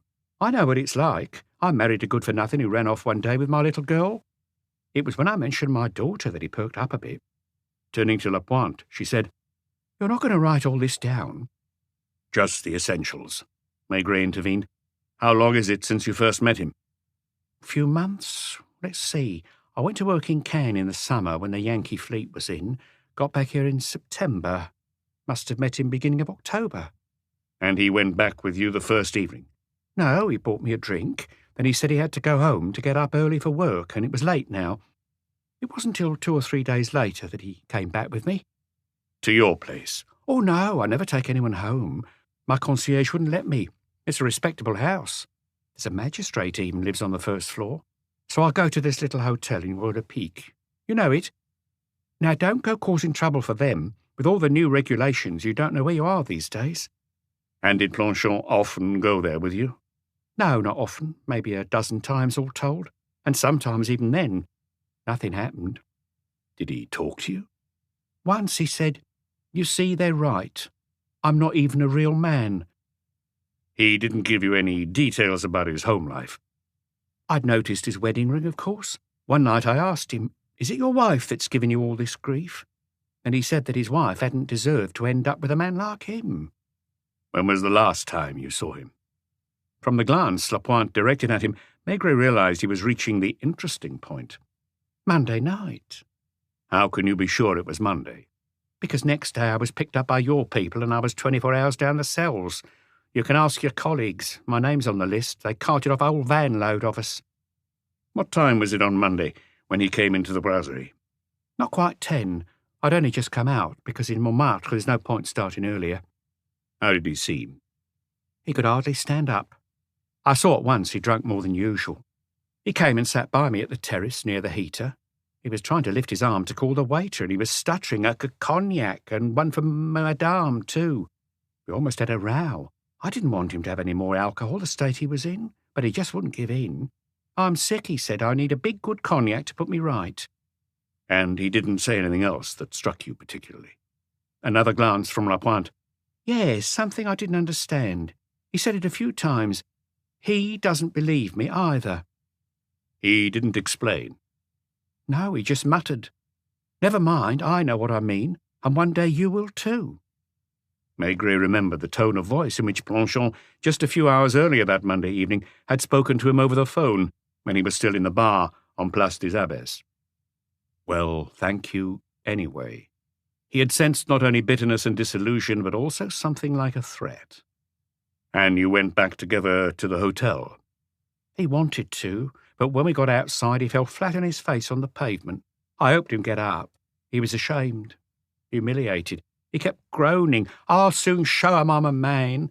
I had to prop him up. I knew the hotel owner wouldn't let him in that state. And anyway, I didn't want him being sick in the bedroom. So I asked him, 'Where'd you live?' 'Up there.' 'Up where?' 'Rue Tollo.' 'Rue Tollo?' Well, he could hardly get it out. 'Rue Tolosay,' I said. 'Yes, right up, right up.' It's not much fun when this happens, I can tell you. I was scared a cop might see us and think I was going to swindle him out of his money." They'd have said it was me got him drunk, you can bet on that. Not wanting to be rude about the police, but you have to admit there are times. Go on. So you called a taxi? Not on your life, I was stony broke. I helped him walk, and we took half an hour to get to the top of Rue Tolosay because he kept stopping. His legs were folding under him, and he kept saying every time we went past a bar that another big cognac would sort him out. In the end, he stopped by a gate, and then he fell over again. The gate wasn't shut. There was a van in the yard with a name on it. I don't know what it was. It was dark. I only let go of him when we got to the door. Was there a light on in the windows? There was light coming from under the blinds on the ground floor. So I leaned him up against the wall, hoping he'd stay on his feet long enough, and I rang the bell. Then I ran off. The whole time she was speaking, the typewriter was clicking away. Has something happened to him? He's gone missing. I hope no one's going to start thinking I had anything to... No, don't worry. Will I have to say my piece in front of the magistrate? I hope not. But even so, you have nothing to worry about. Lapointe had taken the sheet of paper out of the typewriter and held it out to the woman. I've got to read it? And sign it. This isn't going to get me into trouble, is it? In the end, she wrote her name in big clumsy lettering. So what do I do now? You're free to go. Will there still be buses? Maigret took a banknote from his pocket. Yeah, here's some money for a taxi. She had hardly left when the telephone rang. It was Janvier. He had called Boulevard Richard-Lenoir, and Madame Maigret had told him her husband was at the quay. Nothing to report, Chief. I went all the way down Boulevard Rochefort to Maître Anvers. I've been up about 10 side streets. It's all right, Janvier, you can go to bed. Did Lapointe find anything? Yes. Tell you about it in the morning. As he went home, Maigret had one overwhelming fear, that he would wake up with a fever in the morning. He felt an unpleasant tickle in his nose, and his eyes were very sore, and his pipe didn't taste as usual. His wife made him another grog. He lay sweating all night. At 9, he was sitting, feeling a little light-headed, in the antechamber of the law courts, where he had to wait a good 20 minutes for the deputy prosecutor to arrive. Maigret must have been looking serious, since the lawyer asked him, "So the man you called in is making difficulties?" "No, but something's come up." "Have you found your house painter? What's his name again?" "Planchon." "No, we haven't found him. We've been able to reconstruct his movements during Monday evening. When he got back home round about 11, he was so drunk he couldn't stand up straight, and he fell over several times in the street, between Place Blanche, where he had his last drink, and Rue Tolosay." "Was he alone?" "No, a street walker with whom he'd had some dealings helped him up the road." "And you believe her?" "Yes, I'm quite sure she's telling the truth. She was the one who rang the doorbell before going away, leaving Planchon propped up more or less against the wall. It's quite impossible the same man could have gone upstairs to the first floor a few minutes later, packed up 2 big suitcases and carried them back down before walking out of the house." "Perhaps he took something to sober up. There are drugs, I believe." "If so, his wife and Prue would have said so."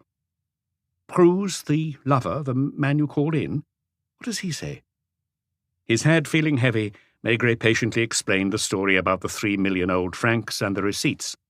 First, he described the receipt signed by Planchon. "Monsieur Pirouet, our handwriting expert, is not entirely sure. According to him, the paper could have been signed by Planchon when he was drunk, but the result would have been similar if his signature had been imitated by someone else." "Why did you mention several receipts?" "Because on the 24th of December, Prue borrowed 2 million old francs, 1 million from his father, the other from his brother-in-law. One of my men went round and photographed the receipts. The one signed by the brother says the money will be repaid in 5 years, and Prue will pay 6% interest. The one agreed with the father, on the other hand, is to be paid back in 2 years. No interest mentioned." "And you think they're not genuine?" "No, they're perfectly in order. My colleagues checked everything out. On the 23rd of December, the day before handing them over, the elder Prue took 1 million old francs in cash out of his savings account, where he had just over 2 million deposited. The brother-in-law, Mourier, drew the same sum out of his post office account on the same day." "But you mentioned 3 million. "The 3rd million was withdrawn by Roger Prue from his own bank account, the Crédit Lyonnais. So that means there genuinely were 3 million old francs in cash in the house in Rue Tolosay on that date, the 24th of December. "What's the date on the deed of sale?" 29th of December. It's as if Prue and his mistress had made all their arrangements before Christmas and were waiting for a good moment to get her husband to sign the deed.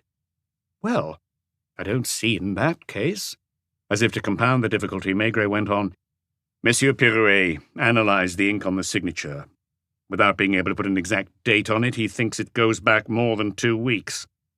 What do you intend to do? Drop the case?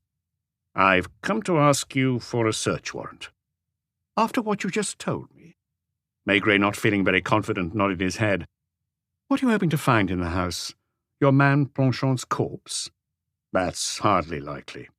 The cash? That I don't know. You're really set on this?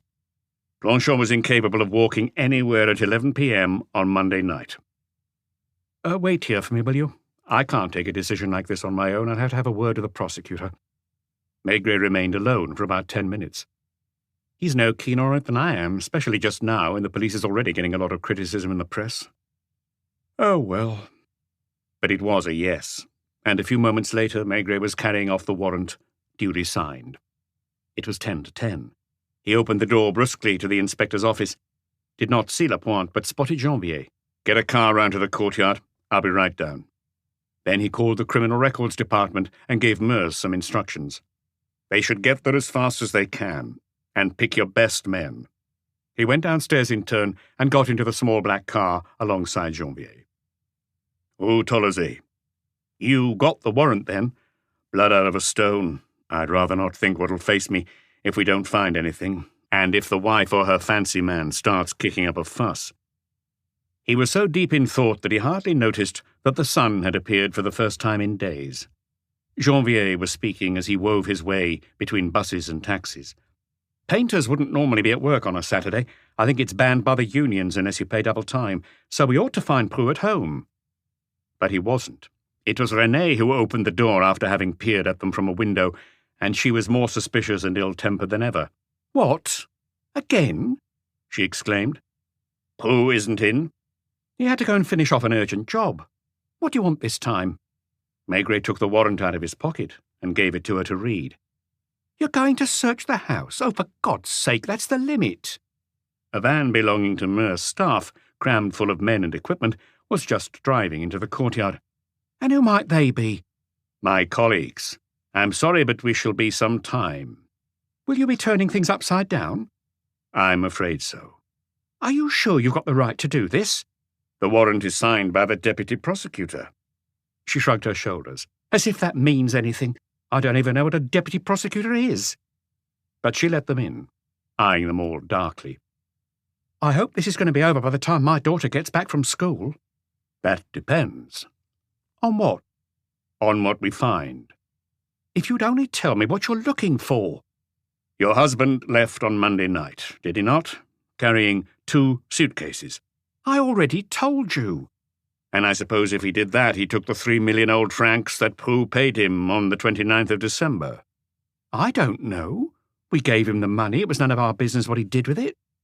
He didn't pay it into his bank account. Have you checked? Yes. You told us yourself that he doesn't really have any friends, so it's unlikely he would have entrusted the money to anyone else, isn't it? What are you getting at?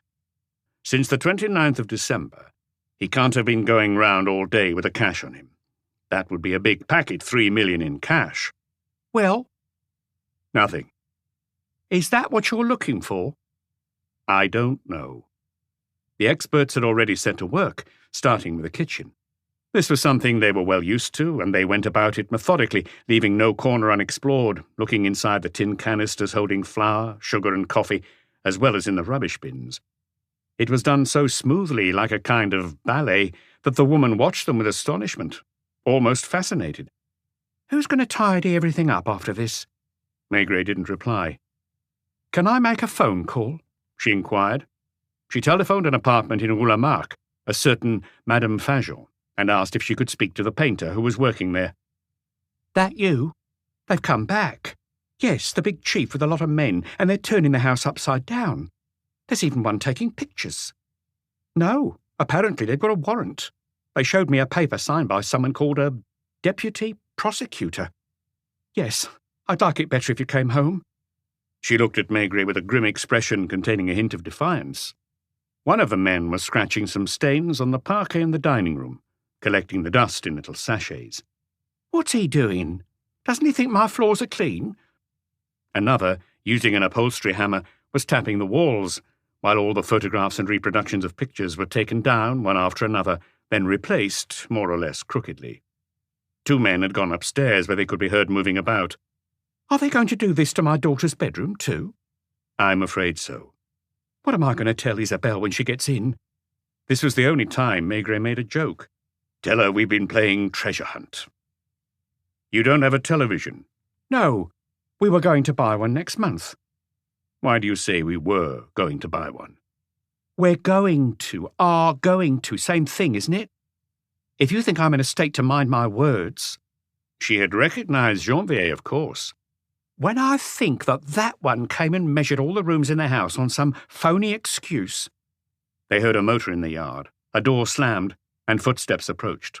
Renée must have recognized them, since she headed straight for the door. "See what's happening?" she said to Roger Prou. "They're going into everything. My saucepans, my underwear. There are people upstairs in the little one's room." Prou's lips were trembling with anger as he looked the inspector up and down. "And you have the right to do this, do you?" he asked in a voice that shook. Maigret handed him the warrant. "And if I telephone a lawyer?" "You have the right to do so, but all he can do is be present at the search." At about midday, there was a rattling of the letterbox, and through the window Maigret saw Isabelle arriving back from school. Her mother rushed across, hustling her into the kitchen, where the men had finished their search, and shut the door behind them. By asking the little girl a few questions, they would probably have learned some interesting things, but unless it was absolutely necessary, Maigret disliked questioning children. The office had been searched, without result. Some of the men now went towards the workshop in the courtyard, while another was climbing inside the van. They were going through everything with a fine-toothed comb, as the highly experienced experts they were. "Would you come up here, sir?" Prou, who had heard it too, followed Maigret up the stairs. A child's bedroom, with a teddy bear still on the bed, but looking as if it was in the middle of a house move. The mirrored wardrobe had been pushed into a corner. None of the furniture was in the right place, and the men had taken up the red linoleum covering the floorboards. One of the boards had been prized up. "Take a look in here." What Maigret saw first was Prou's expression as he stood framed in the doorway. It looked so thunderous that Maigret called just in case, "Watch out down there!" But Prou did not make a move, as one might have expected. Nor did he come right into the room or feel the need to look into the hole in the floor in which they could see a packet wrapped in newspaper. They didn't touch anything until the police photographer came up. Then they dusted the floorboards for fingerprints. Finally, Maigret was able to bend down, pick up the packet, and open it. Bundles of 10,000-franc banknotes, 3 bundles, each of 100 notes. In one of the bundles, the notes were brand new and crackling. "Anything to say, Prou?" "I know nothing about this." "It wasn't you that put the money in this hiding place." "Why would I do that?" "And you're still claiming that on Monday night your ex-boss took off with 2 suitcases full of his belongings, but that he didn't take the 3 million francs. "I've got nothing to say." "So it wasn't you that lifted the lino, forced up the floorboard, and hid the money here?" "I don't know any more than I told you yesterday." "It wasn't your mistress?" His eyes showed a slight hesitation. "What she might or might not have done is no concern of mine." Chapter 8. What she might or might not have done is no concern of mine. That sentence, the tone of voice in which it had been uttered, and the look that had accompanied it remained lodged in Maigret's memory in the following months. That Saturday night, the lights were on at Quai des Orfèvres until the small hours. The inspector had taken precautions, advising each of the 2 lovers to appoint a lawyer. Since they did not know of any, they had been provided with a list of members of the bar and had chosen at random. So, the rules had been strictly observed. One of the lawyers, Renée's, was young and fair-haired, and as if she could not help it, she immediately started putting on the charm for him. Prou's, by contrast, was a middle-aged man with a loosely knotted tie, a grubby shirt and black fingernails, who could be seen hunting for clients for days on end in the Palais.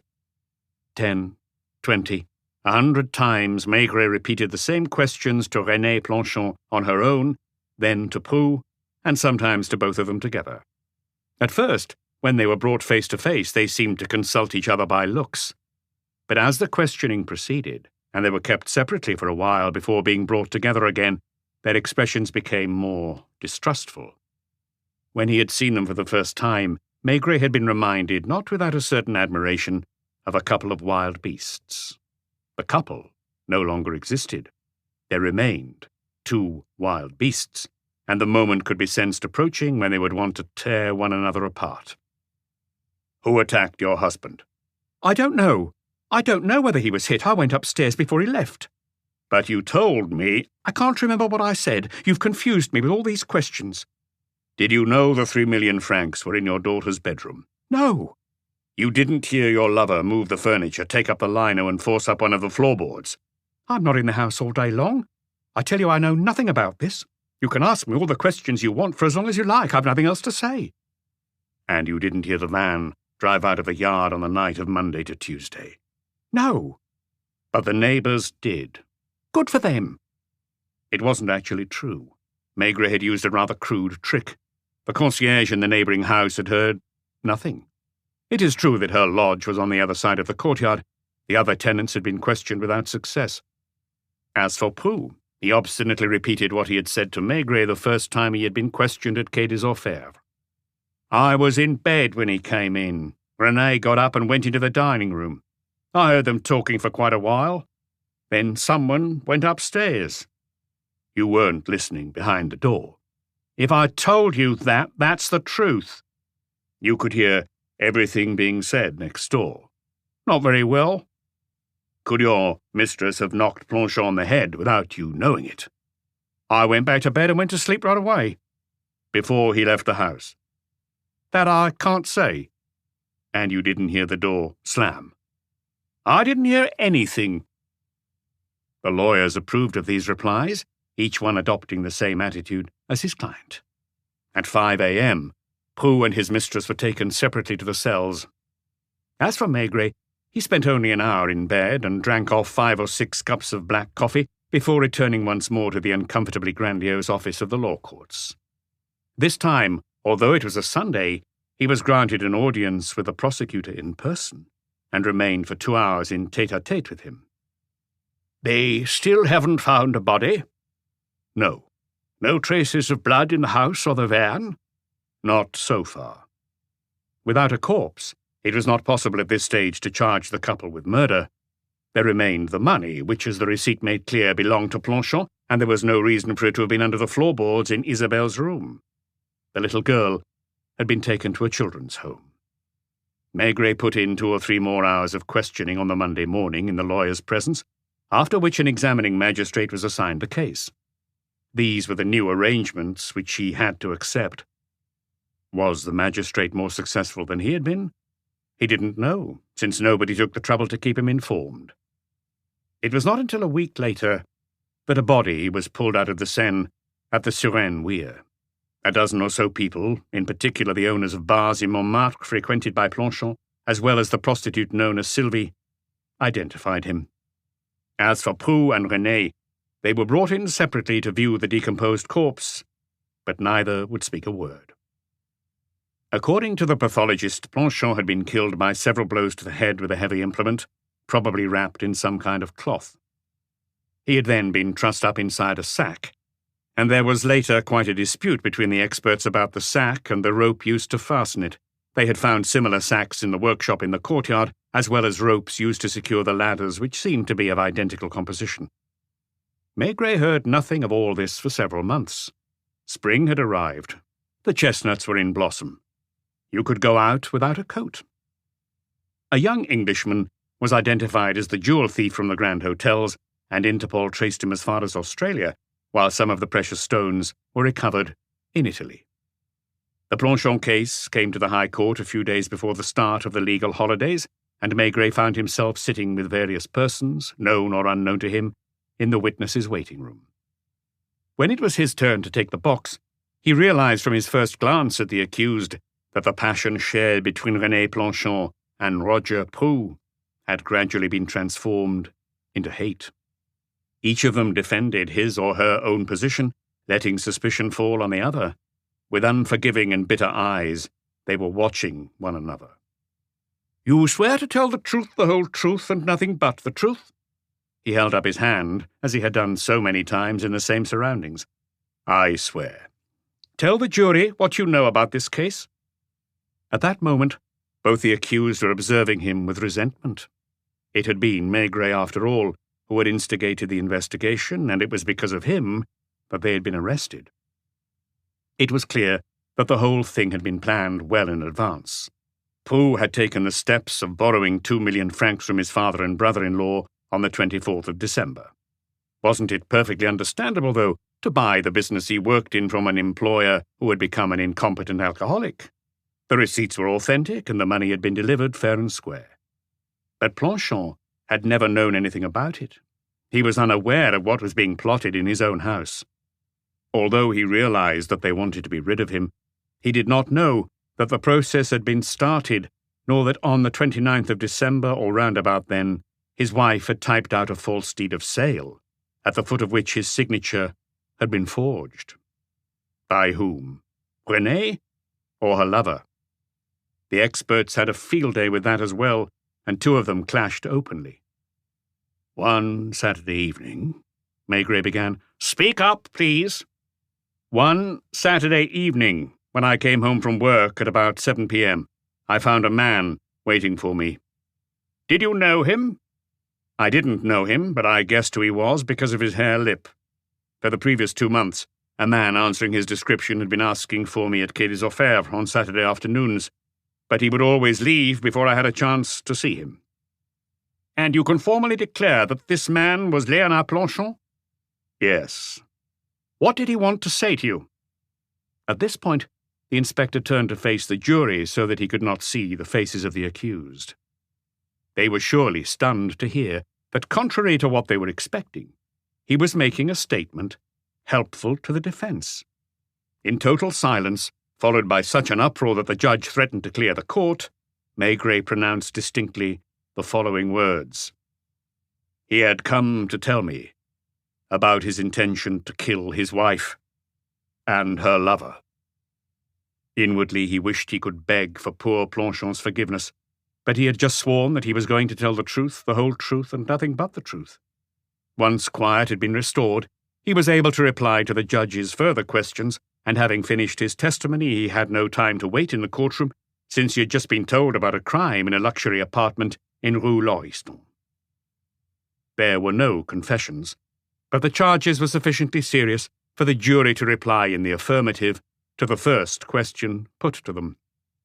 Ironically, it was Maigret's testimony that saved Roger Prue's head, as he was granted extenuating circumstances. "You have heard what Detective Chief Inspector Maigret said," Prue's lawyer pleaded. "It was one or the other. Even if my client did kill him, it was more or less a matter of self-defense." Antoinette, the streetwalker with the long thin legs and large hips who went by the name of Sylvie, was in the courtroom when the foreman of the jury read out the verdict. 20 years for Roger Prue, 8 for Renée Planchon, who directed at her former lover a look of such hate that a shiver passed through the courtroom. "See this, Chief?" Janvier showed Maigret a newspaper on which the ink was still wet, proclaiming the verdict on the front page. The inspector merely glanced at it, muttering, "Poor fellow." And he was left with a nagging feeling that he had betrayed the man with the hare lip, whose last words to him on the telephone had been, "Well, thank you. Anyway."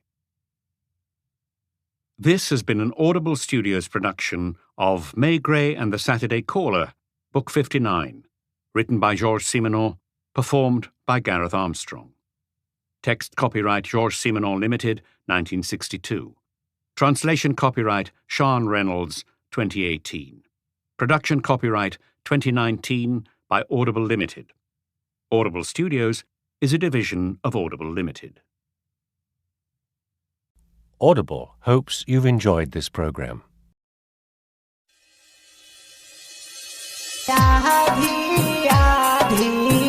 Ratia है या राती भाभी बोलैले तो हर घरवा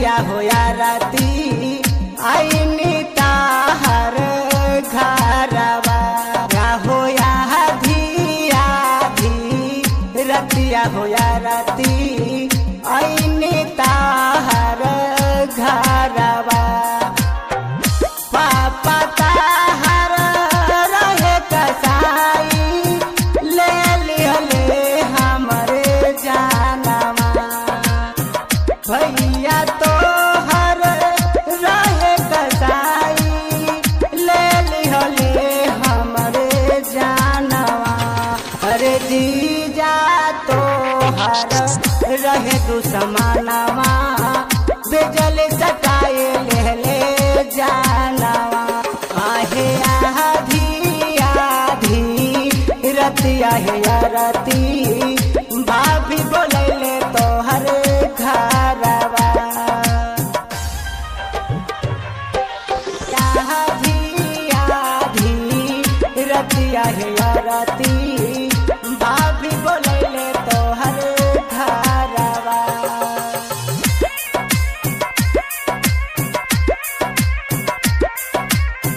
गंगाजल recording studio Mahadevganj Sahebganj.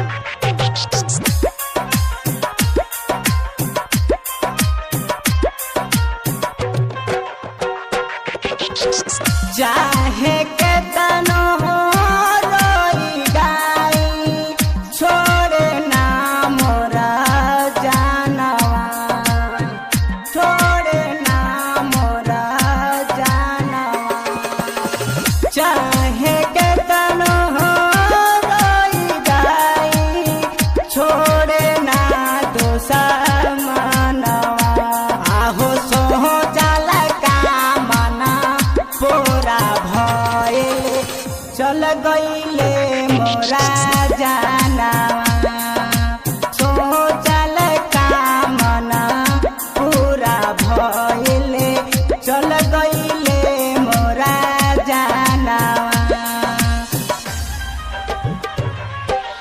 आधी आधी रतिया हे आरती भाभी बोलैले तोहर घरवा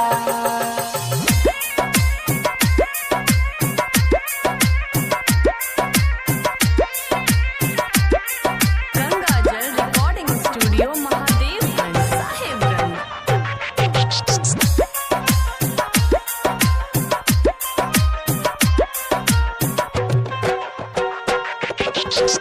पूरा नहीं भइल हमर सोचल सपनवा हो सोचल सपनवा हो कैसन प्यार तू कैला रती चल गईले हमरे जानवा आहो कैसन प्यार तू कैला हो रती उन्हें सब दर्द गावे गानावा आहो कहीं साना प्यारा तू कैला रती उन्हें सब दर्द गावे गानावा His bus in Place du Châtelet then found enough room in the rear platform to carry on smoking his pipe.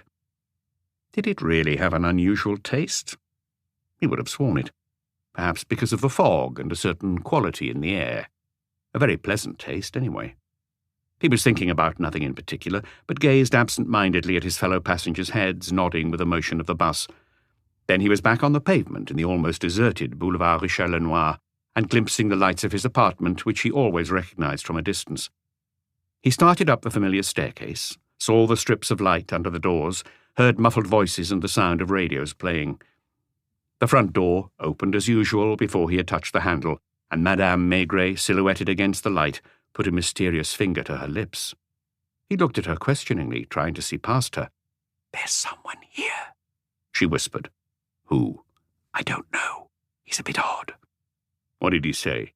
"That he absolutely had to speak to you." "What's he like?" "I can't say exactly, but there's drink on his breath." There was a quiche Lorraine for supper. He could tell by the smell from the kitchen. "Where is he?" "I got him to sit in the front room." She took his coat, hat, and scarf. The flat seemed less light than usual, but that again was obviously just an impression. With a shrug, he pushed the door of their front room, where for a little over a month now a television set had been installed in a prominent place. The man had remained standing in a corner, coat on and hat in hand. He seemed intimidated and hardly dared look at the inspector. "Forgive me for following you home," he stammered. Maigret had immediately noticed the man's hare lip and was not displeased to find himself at last face to face with this person. "You've been coming to Quai des Orfèvres to see me, haven't you?" "Several times, yes." "And your name is—" "Just a minute. Planchon." "Léonard Planchon, yes, that's right." And he repeated more and more humbly, Forgive me." His eyes were roving round the small room, coming to rest on the half-open door, as if he wanted to run away again. How many times had he left like that, without seeing the inspector? At least 5 times, always on a Saturday afternoon, so that they'd started calling him the Saturday Caller. It was rather like the case of the mad woman, with variations. The police judiciaire, like a newspaper office, attracts all kinds of people who are behaving oddly in some way, and in the end some of them become known and familiar faces. "I did write to you first," he murmured. "Please, sit down." Through the glass door into the dining room, the table could be seen, laid for dinner, and the man glanced towards it. "It's time for your supper, isn't it?" "Sit down," said Maigret again with a sigh. For once he was home early, but his evening meal was going to have to wait. Too bad about the quiche. And the television news. For the last few weeks he and his wife had adopted the habit of watching television while they ate, which had meant moving to different places at the table. "You say you've written to me?" "At least 10 letters. "Signed with your name?" The first ones weren't signed. I tore them up. Then I tore up the others too. That's when I decided to come and see you." Maigret, too, recognized the smell of alcohol, but the man in front of him was not drunk. Nervous, yes. His clasped fingers were pressed together so tightly that the knuckles were white. Only gradually did he gather enough confidence to look straight at the inspector, and his expression was almost beseeching. How old was he? Hard to say. Neither young nor old, but he gave the impression of never having been young. 35? Nor was it easy to guess the social category to which he belonged. His clothes, although of poor cut, were of good quality. His hands, while very clean, were those of a manual worker. Why did you tear up the letters? I was afraid you'd think I was mad. And looking up with a clear need to convince, he added, I'm not mad, Inspector. I beg you to believe that I'm not mad. This was generally a bad sign. Yet Maigret was already almost persuaded. He could hear his wife coming and going in the kitchen. She must have taken the quiche out of the oven, but it would in any case be spoiled now. So you wrote several letters to me, then you came to Quai des Orfèvres. On a Saturday, if I remember rightly. It's the only day I'm free. What is it you do, Monsieur Planchon? I've got a painting and decorating business, a very modest one. In the summer, I might have 5 or 6 men on the job. You get the idea. Because of his hare lip, it was hard to say whether he was smiling timidly or pulling a disparaging face. His eyes were very light blue, and he had fair, almost reddish hair. The first time you called was about 2 months ago. You wrote on the form that you wanted to speak to me in person. Why? Because you're the only person I feel I can trust. I read in the papers. Very well. That Saturday, instead of waiting, you left after about 10 minutes. I was scared. What of? I told myself you wouldn't take me seriously, or that you'd stop me doing what I had in mind. You came back the following Saturday? Yes. Maigret had been in a meeting that day with the chief of police and 2 other senior officers. When he had emerged an hour later, the waiting room was empty. Were you still scared? I didn't know. What didn't you know? I didn't know if I wanted to go through with it.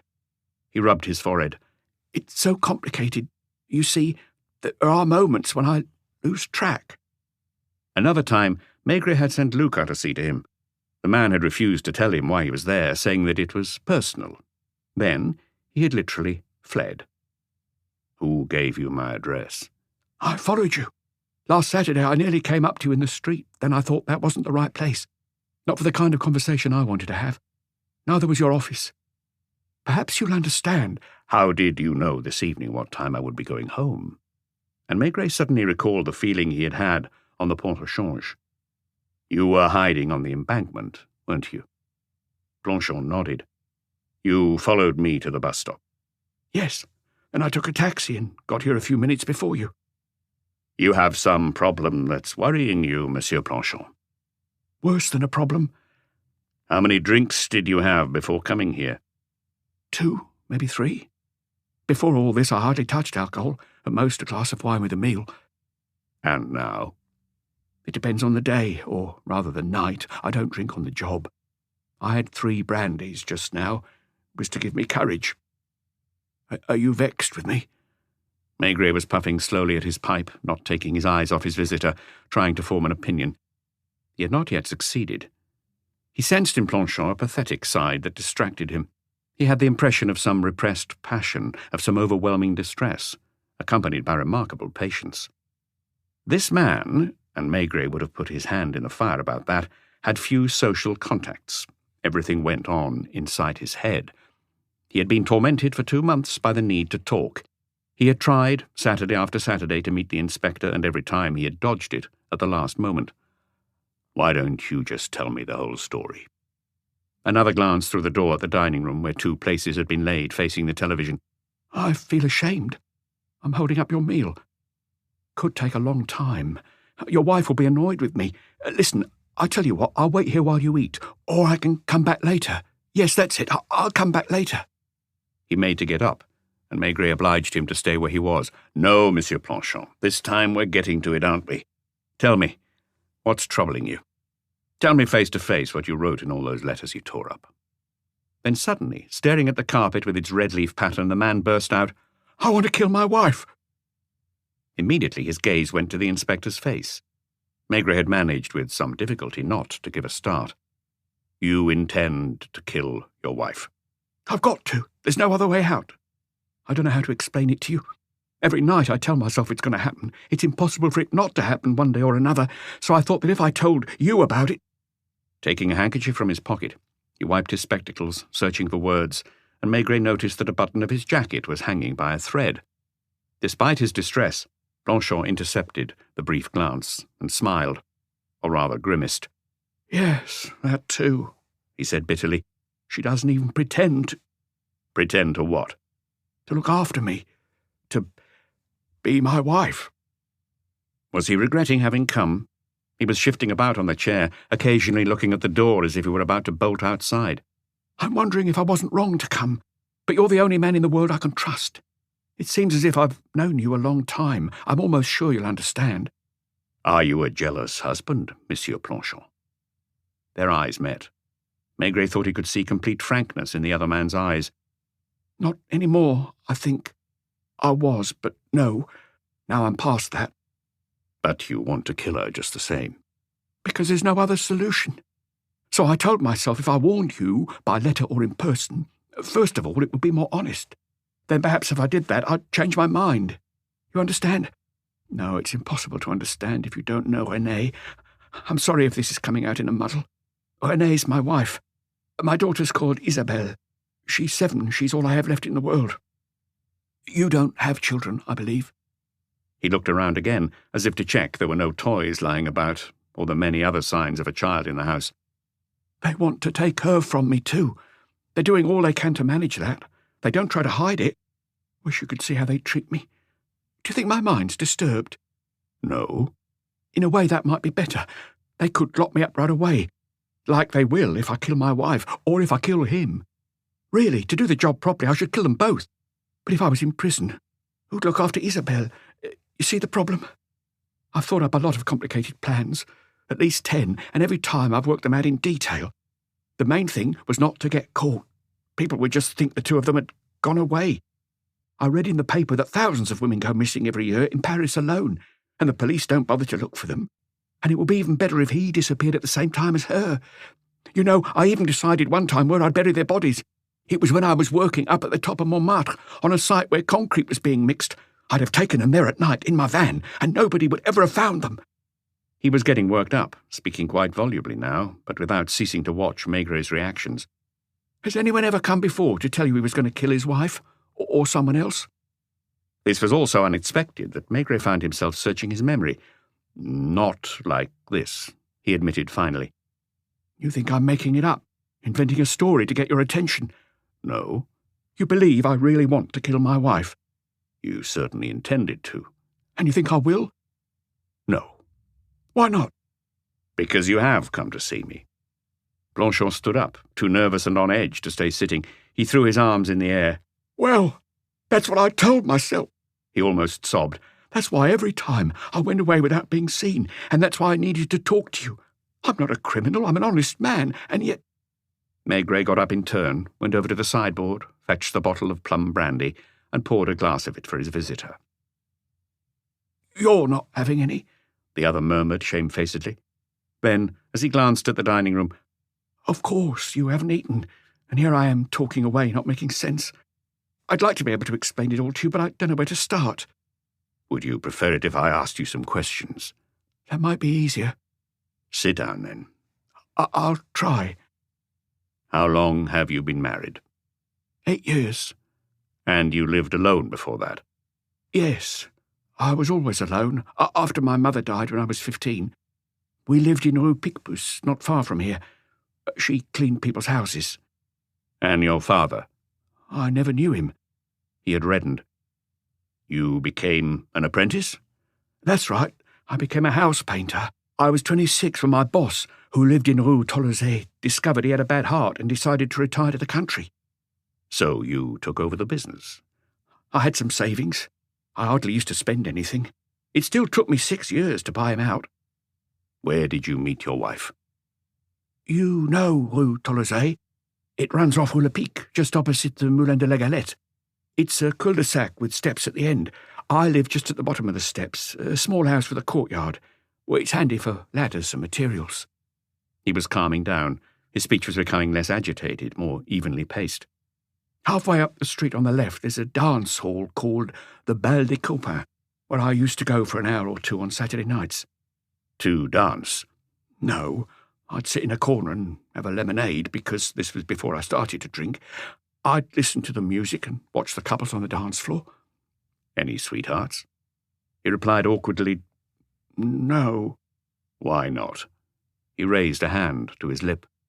I'm not good looking. Women have always scared me a bit. I thought my deformity would disgust them.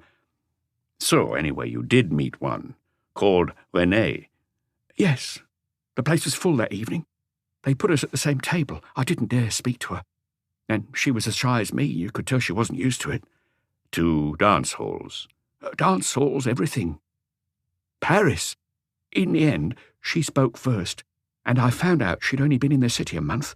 I asked her where she came from, and she was from Saint-Sauveur, near Fontenay-le-Comte, in the Vendée, which just happens to be my mother's home village. I went there a few times as a child to see aunts and uncles, so that made things easier. We could say the names of people we both knew. What was Renee doing in Paris? Working as a housemaid for a dairy woman in Rue-le-Pic. And she was younger than you. I'm 36 now and she's 27, nearly 10 years between us. She was just 18 at the time. Did you get married very soon? Not until about 10 months later. Then we had a child, our little girl, Isabelle. All the time my wife was expecting, I was frightened. What of? He pointed again at his lip. I've been told it was hereditary, but thank God my daughter is normal. She looks like her mother, except she has my colouring, fair hair and blue eyes. Your wife's dark? Like a lot of folk in the Vendée, because of the Portuguese sailors who used to call in there, they say. And now you want to kill her? I can't see any other way out. We were happy, the three of us. Perhaps Renee wasn't a perfect housewife. I wouldn't want to speak ill of her. She'd grown up on a farm where they didn't bother over much keeping things clean and tidy. In the marshes down there, they call those farms the cabins, and in winter they often get flooded. Yes, I know. You've been there? Yes. Sometimes I'd end up cleaning the house when I got in from work. In those days she was crazy about the cinema, and she'd leave Isabelle with a concierge in the afternoons to go and see a film. He said this without bitterness. I didn't complain. I mustn't forget she was the first woman to look at me as if I was a normal man. You can understand that, can't you? He didn't dare turn to look at the dining room again. I'm stopping you eating. What will your wife think? Go on. For how many years were you happy? Wait a moment. I never kept track. I don't even know just when it started. My business was paying well. I spent all the money I made doing up the house, painting, modernising. I put in a nice kitchen. If you saw it, but you won't come. Or if you did, it would mean... He clasped his hands together again, the fingers covered with ginger hairs. You probably don't know how the decorating trade works. Some times of year we have plenty of jobs on, other times hardly any. It's difficult to hold on to the same team of workmen. Apart from old Jules, the one we call Grandad, who was already there under my old boss, I used to hire different workmen almost every year. Until the day Roger Prou turned up. He's good-looking, he's strong, smart, knows his way around. At first I was delighted to have found someone like him because on sight I could trust him absolutely. And he started to make advances to your wife? No, honestly, I don't think so. Women, well, he had as many as he wanted, even customers sometimes. I can't say because at the beginning I didn't notice anything, but I'm pretty sure it was Renee that took the first step. I can understand her a bit. It's not just that I have this disfigured face. I'm not the kind of man a woman thinks is fun. What do you mean? Nothing. Just, I'm not very sociable, don't care much for going out. What I like to do in the evening is stay home, and on Sundays go for a walk with my wife and daughter. For months I didn't suspect anything. When we were on a job, Prou would sometimes return to Rue Tolosay to fetch materials. Then one day I went home myself without warning, about 2 years ago, and found my daughter on her own in the kitchen. I can see her now. She was sitting on the floor. I asked her, "Where's Mamma?" And she pointed to the bedroom, saying, "In there." She was only 5. They can't have heard me coming. I walked in and found them half naked. Prou was embarrassed, but my wife just looked me straight in the eye and said, "Well, now you know." What did you do? I walked out. I didn't know where I was going or what I was going to do. I found myself standing at a bar and I got drunk for the first time in my life. I was thinking about my daughter most of the time. I promised myself I'd go and fetch her out of there. I kept telling myself, she's yours. They've no right to keep her. Then, after wandering about half the night, I went home. I was feeling very sick. My wife just watched me with a beady eye, and when I vomited on the rug, she spat, "You disgust me." Well, that's how it all began. The day before that, I'd been a happy man. And all at once... Where's Roger Prou now? In, Tolosay. Planchon stammered, dropping his eyes. He's been there for the last 2 years? More or less, yes. He's living with your wife? We're all living there. The three of us. He wiped his glasses again, and his eyelids fluttered. Does that seem unbelievable to you? No. Do you understand? I just couldn't bring myself to leave her. Your wife? At first it was for her I was staying. Now I'm not sure. I think it's simply for my daughter, but perhaps I'm fooling myself. You see, it seemed impossible to me to live without Renée, to be all alone again. And I couldn't throw her out. It was me that courted her, begged her to marry me. So I was responsible, wasn't I? He sniffed and glanced at the bottle. Maigret poured him a second glass, which he drank in a single gulp. You'll think I'm a drunkard. And it's true, I've practically become one. In the evenings, they don't like me being around the house. If they haven't kicked me out yet, it's come close. You wouldn't believe how vicious they are to me. And Prou came to live in your house from the day you surprised them? No, not at once. Next day it was a shock to see him turn up at work as if nothing had happened. I didn't dare ask him what he meant to do. I was afraid of losing her, like I said. I didn't know what I ought to do. I played it gently. I'm sure they went on seeing each other, and pretty soon they stopped pretending. It was me that would hesitate at the door, taking care to make a noise to signal I was coming in. Then, one evening, he stayed to supper. It was his birthday, and Renée had made a special effort with the meal. There was a bottle of bubbly on the table. When we got to the dessert, my wife said, "Why don't you go for a walk? Can't you see her in the way?" So I went out. I ended up in a bar. I was asking myself questions, trying to find answers, telling myself stories. I wasn't thinking about killing him at that stage, I swear. Tell me you believe me, Inspector. Tell me you don't think I'm crazy. Tell me you don't think I'm a disgusting individual like my wife says. Madame Maigret's silhouette was coming and going behind the glass door into the dining room, and Planchon groaned again. "Oh, I'm stopping you eating. Your wife's going to be so angry. Why don't you go and eat?" It was too late for the television news, in any case. Chapter 2. 2 or 3 times Maigret had been tempted to pinch himself to be sure that the person gesticulating in front of him was real, that the scene was actually taking place, and that they were both living characters. His visitor appeared to be a very ordinary man, one of the thousands of obscure, hard-working people you meet every day in the metro, on the bus, or walking along the pavement, making their steady, dignified way towards heaven only knows what tasks and futures.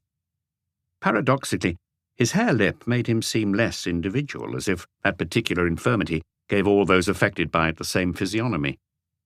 For a brief moment, Maigret wondered if Planchon had chosen deliberately, as part of some diabolical scheme, to come and see him in Boulevard Richelieu instead of being interviewed in the regular office on Quai des Orfèvres. Or rather, was it intuition that made him several times flee from the glass-panelled waiting room with its walls carrying photographs of police officers who had been killed in the line of duty? At the police judiciaire, where he had heard thousands of confessions, where he had prompted so many people to make desperate avowals, Maigret would have viewed his visitor in a rather colder light. Here he was at home in his own familiar atmosphere, with the presence nearby of Madame Maigret, the smell of the dinner being prepared, the furniture and ornaments he was accustomed to, the same lamplight falling on the domestic scene as it had done for years and years. The moment he stepped inside his front door, this atmosphere enveloped him like an old jacket you put on when you come home from work, and he was so used to his surroundings that he still, even after a month, regarded the television set facing the glass door of the dining room as a foreign body. In this atmosphere, would he be capable of as lucid and detached a mode of questioning as in his office during one of those interrogation sessions that could sometimes last all night, leaving him as exhausted as the person in front of him? For the first time in his career, a man had come to find him after hesitating for weeks, after following him in the street, after writing to him, or so he claimed, and then tearing up the letters, After sitting for hours in the waiting room, a man who did not seem in any way exceptional in his looks or his clothes, yet had contrived to introduce himself into his home, humble yet obstinate, to tell him effectively, I intend to kill 2 people, my wife and her lover. I prepared everything, right down to the smallest details, so as not to get caught. And instead of reacting with skepticism, Maigret was listening to him with intense concentration, not missing a single one of his facial expressions. He scarcely felt a twinge of regret for the variety program he had planned to watch that night on television, sitting alongside his wife, since they were still new to it and everything on the small screen fascinated them. What was more, he had almost, when the man pointed towards Madame Maigret coming and going in the dining room, suggested to him, "Why don't you have a bite to eat with us?" Because he was hungry and he sensed this was going to carry on for a long time. He needed to know more, to ask questions and make sure he was not mistaken. 2 or 3 times the other man had asked him with desperate anxiety, You don't think I'm mad, do you? Maigret had in fact considered that hypothesis. There are many degrees of insanity, as he knew from experience, and the old woman from the haberdasher's shop, who brought her knitting and sat smiling in the waiting room in case he might need her, was one example. The man had been drinking before he had arrived. He admitted that he drank every night, and if Maigret had offered him alcohol, it was because he was clearly desperate for it. Alcoholics go off into a world of their own, one that resembles the real world, but with a certain discrepancy, which is not always easy to detect. And they, too, are sincere. All these ideas had gone through his head while he was listening, but he was not satisfied with any of them. He wanted to understand better, to penetrate deeper into the frightening universe of Léonard Planchon. That's how I began to feel I was a nuisance to them, the man was saying now, looking straight at him with his light blue eyes. I don't know how to explain it. I loved her. I think I still love her. Yes, I'm almost sure I love her, and I'll go on loving her, even if I have to kill her. Apart from my mother, she's the only person who has ever taken any interest in me, without being troubled by my face. And anyway, she's my wife. Whatever she does, she's still my wife, isn't she? She gave me Isabelle. She carried her in her womb. You can't imagine what I went through when she was pregnant. I would even go down on my knees in front of her, thanking her for... I can't find the words. There was a whole part of my life tied up in her life, do you see? And Isabelle is a bit of both our lives. Before that, I was lonely. No one cared about me. No one waited for me at home in the evenings. I went on working without knowing why. Well, suddenly, she took a lover, and I could hardly feel angry with her. She's young, she's beautiful. And him, Roger Poux, he's got a lot more life in him than me. He's like an animal, bursting with health and strength. Madame Maigret, by now resigned, had gone back into the kitchen. Maigret was slowly filling a fresh pipe. I told myself all sorts of things. I said it wouldn't last, that she'd come back to me. She'd realise we were bound to each other, whatever she might do. Am I boring you? No. Carry on. I don't quite know what I'm saying anymore. I think it was clearer in my letters, and much less long-winded. If I still went to church like I did when my mother was alive, I'd probably have gone to confession. I can't remember now why I thought of you. At first, I didn't think I'd have the courage to come and find you. Now that I'm here, I'm trying to tell you everything at once. I swear to you that if I'm talking so much, it's not because I've been drinking. I prepared every sentence. Where was I? He blinked several times, and his hand toyed with a little ashtray he had picked up absent-mindedly from a coffee table. The evening of Poux's birthday. They threw you out? Not exactly, because they knew I'd come back. They sent me out so that they could spend the evening together. And you still hoped it would just be a brief affair? You probably think I'm naive. So what happened after that? He sighed, shaking his head like a man who has lost the thread of his thoughts. So many things. A few days after the birthday, when I got in at about 2 or 3 in the morning, I found a camp bed in the dining room. I didn't understand at first that it was meant for me. I pushed open the bedroom door, and they were both in our bed asleep, or pretending to sleep. What could I have done? Roger Poux is stronger than me, and I wasn't very steady on my legs. I think he'd have been quite capable of beating me up. And I didn't want to wake Isabelle. She still doesn't understand. In her eyes, I'm still her father. So I slept on the camp bed, and by the time they were up next morning,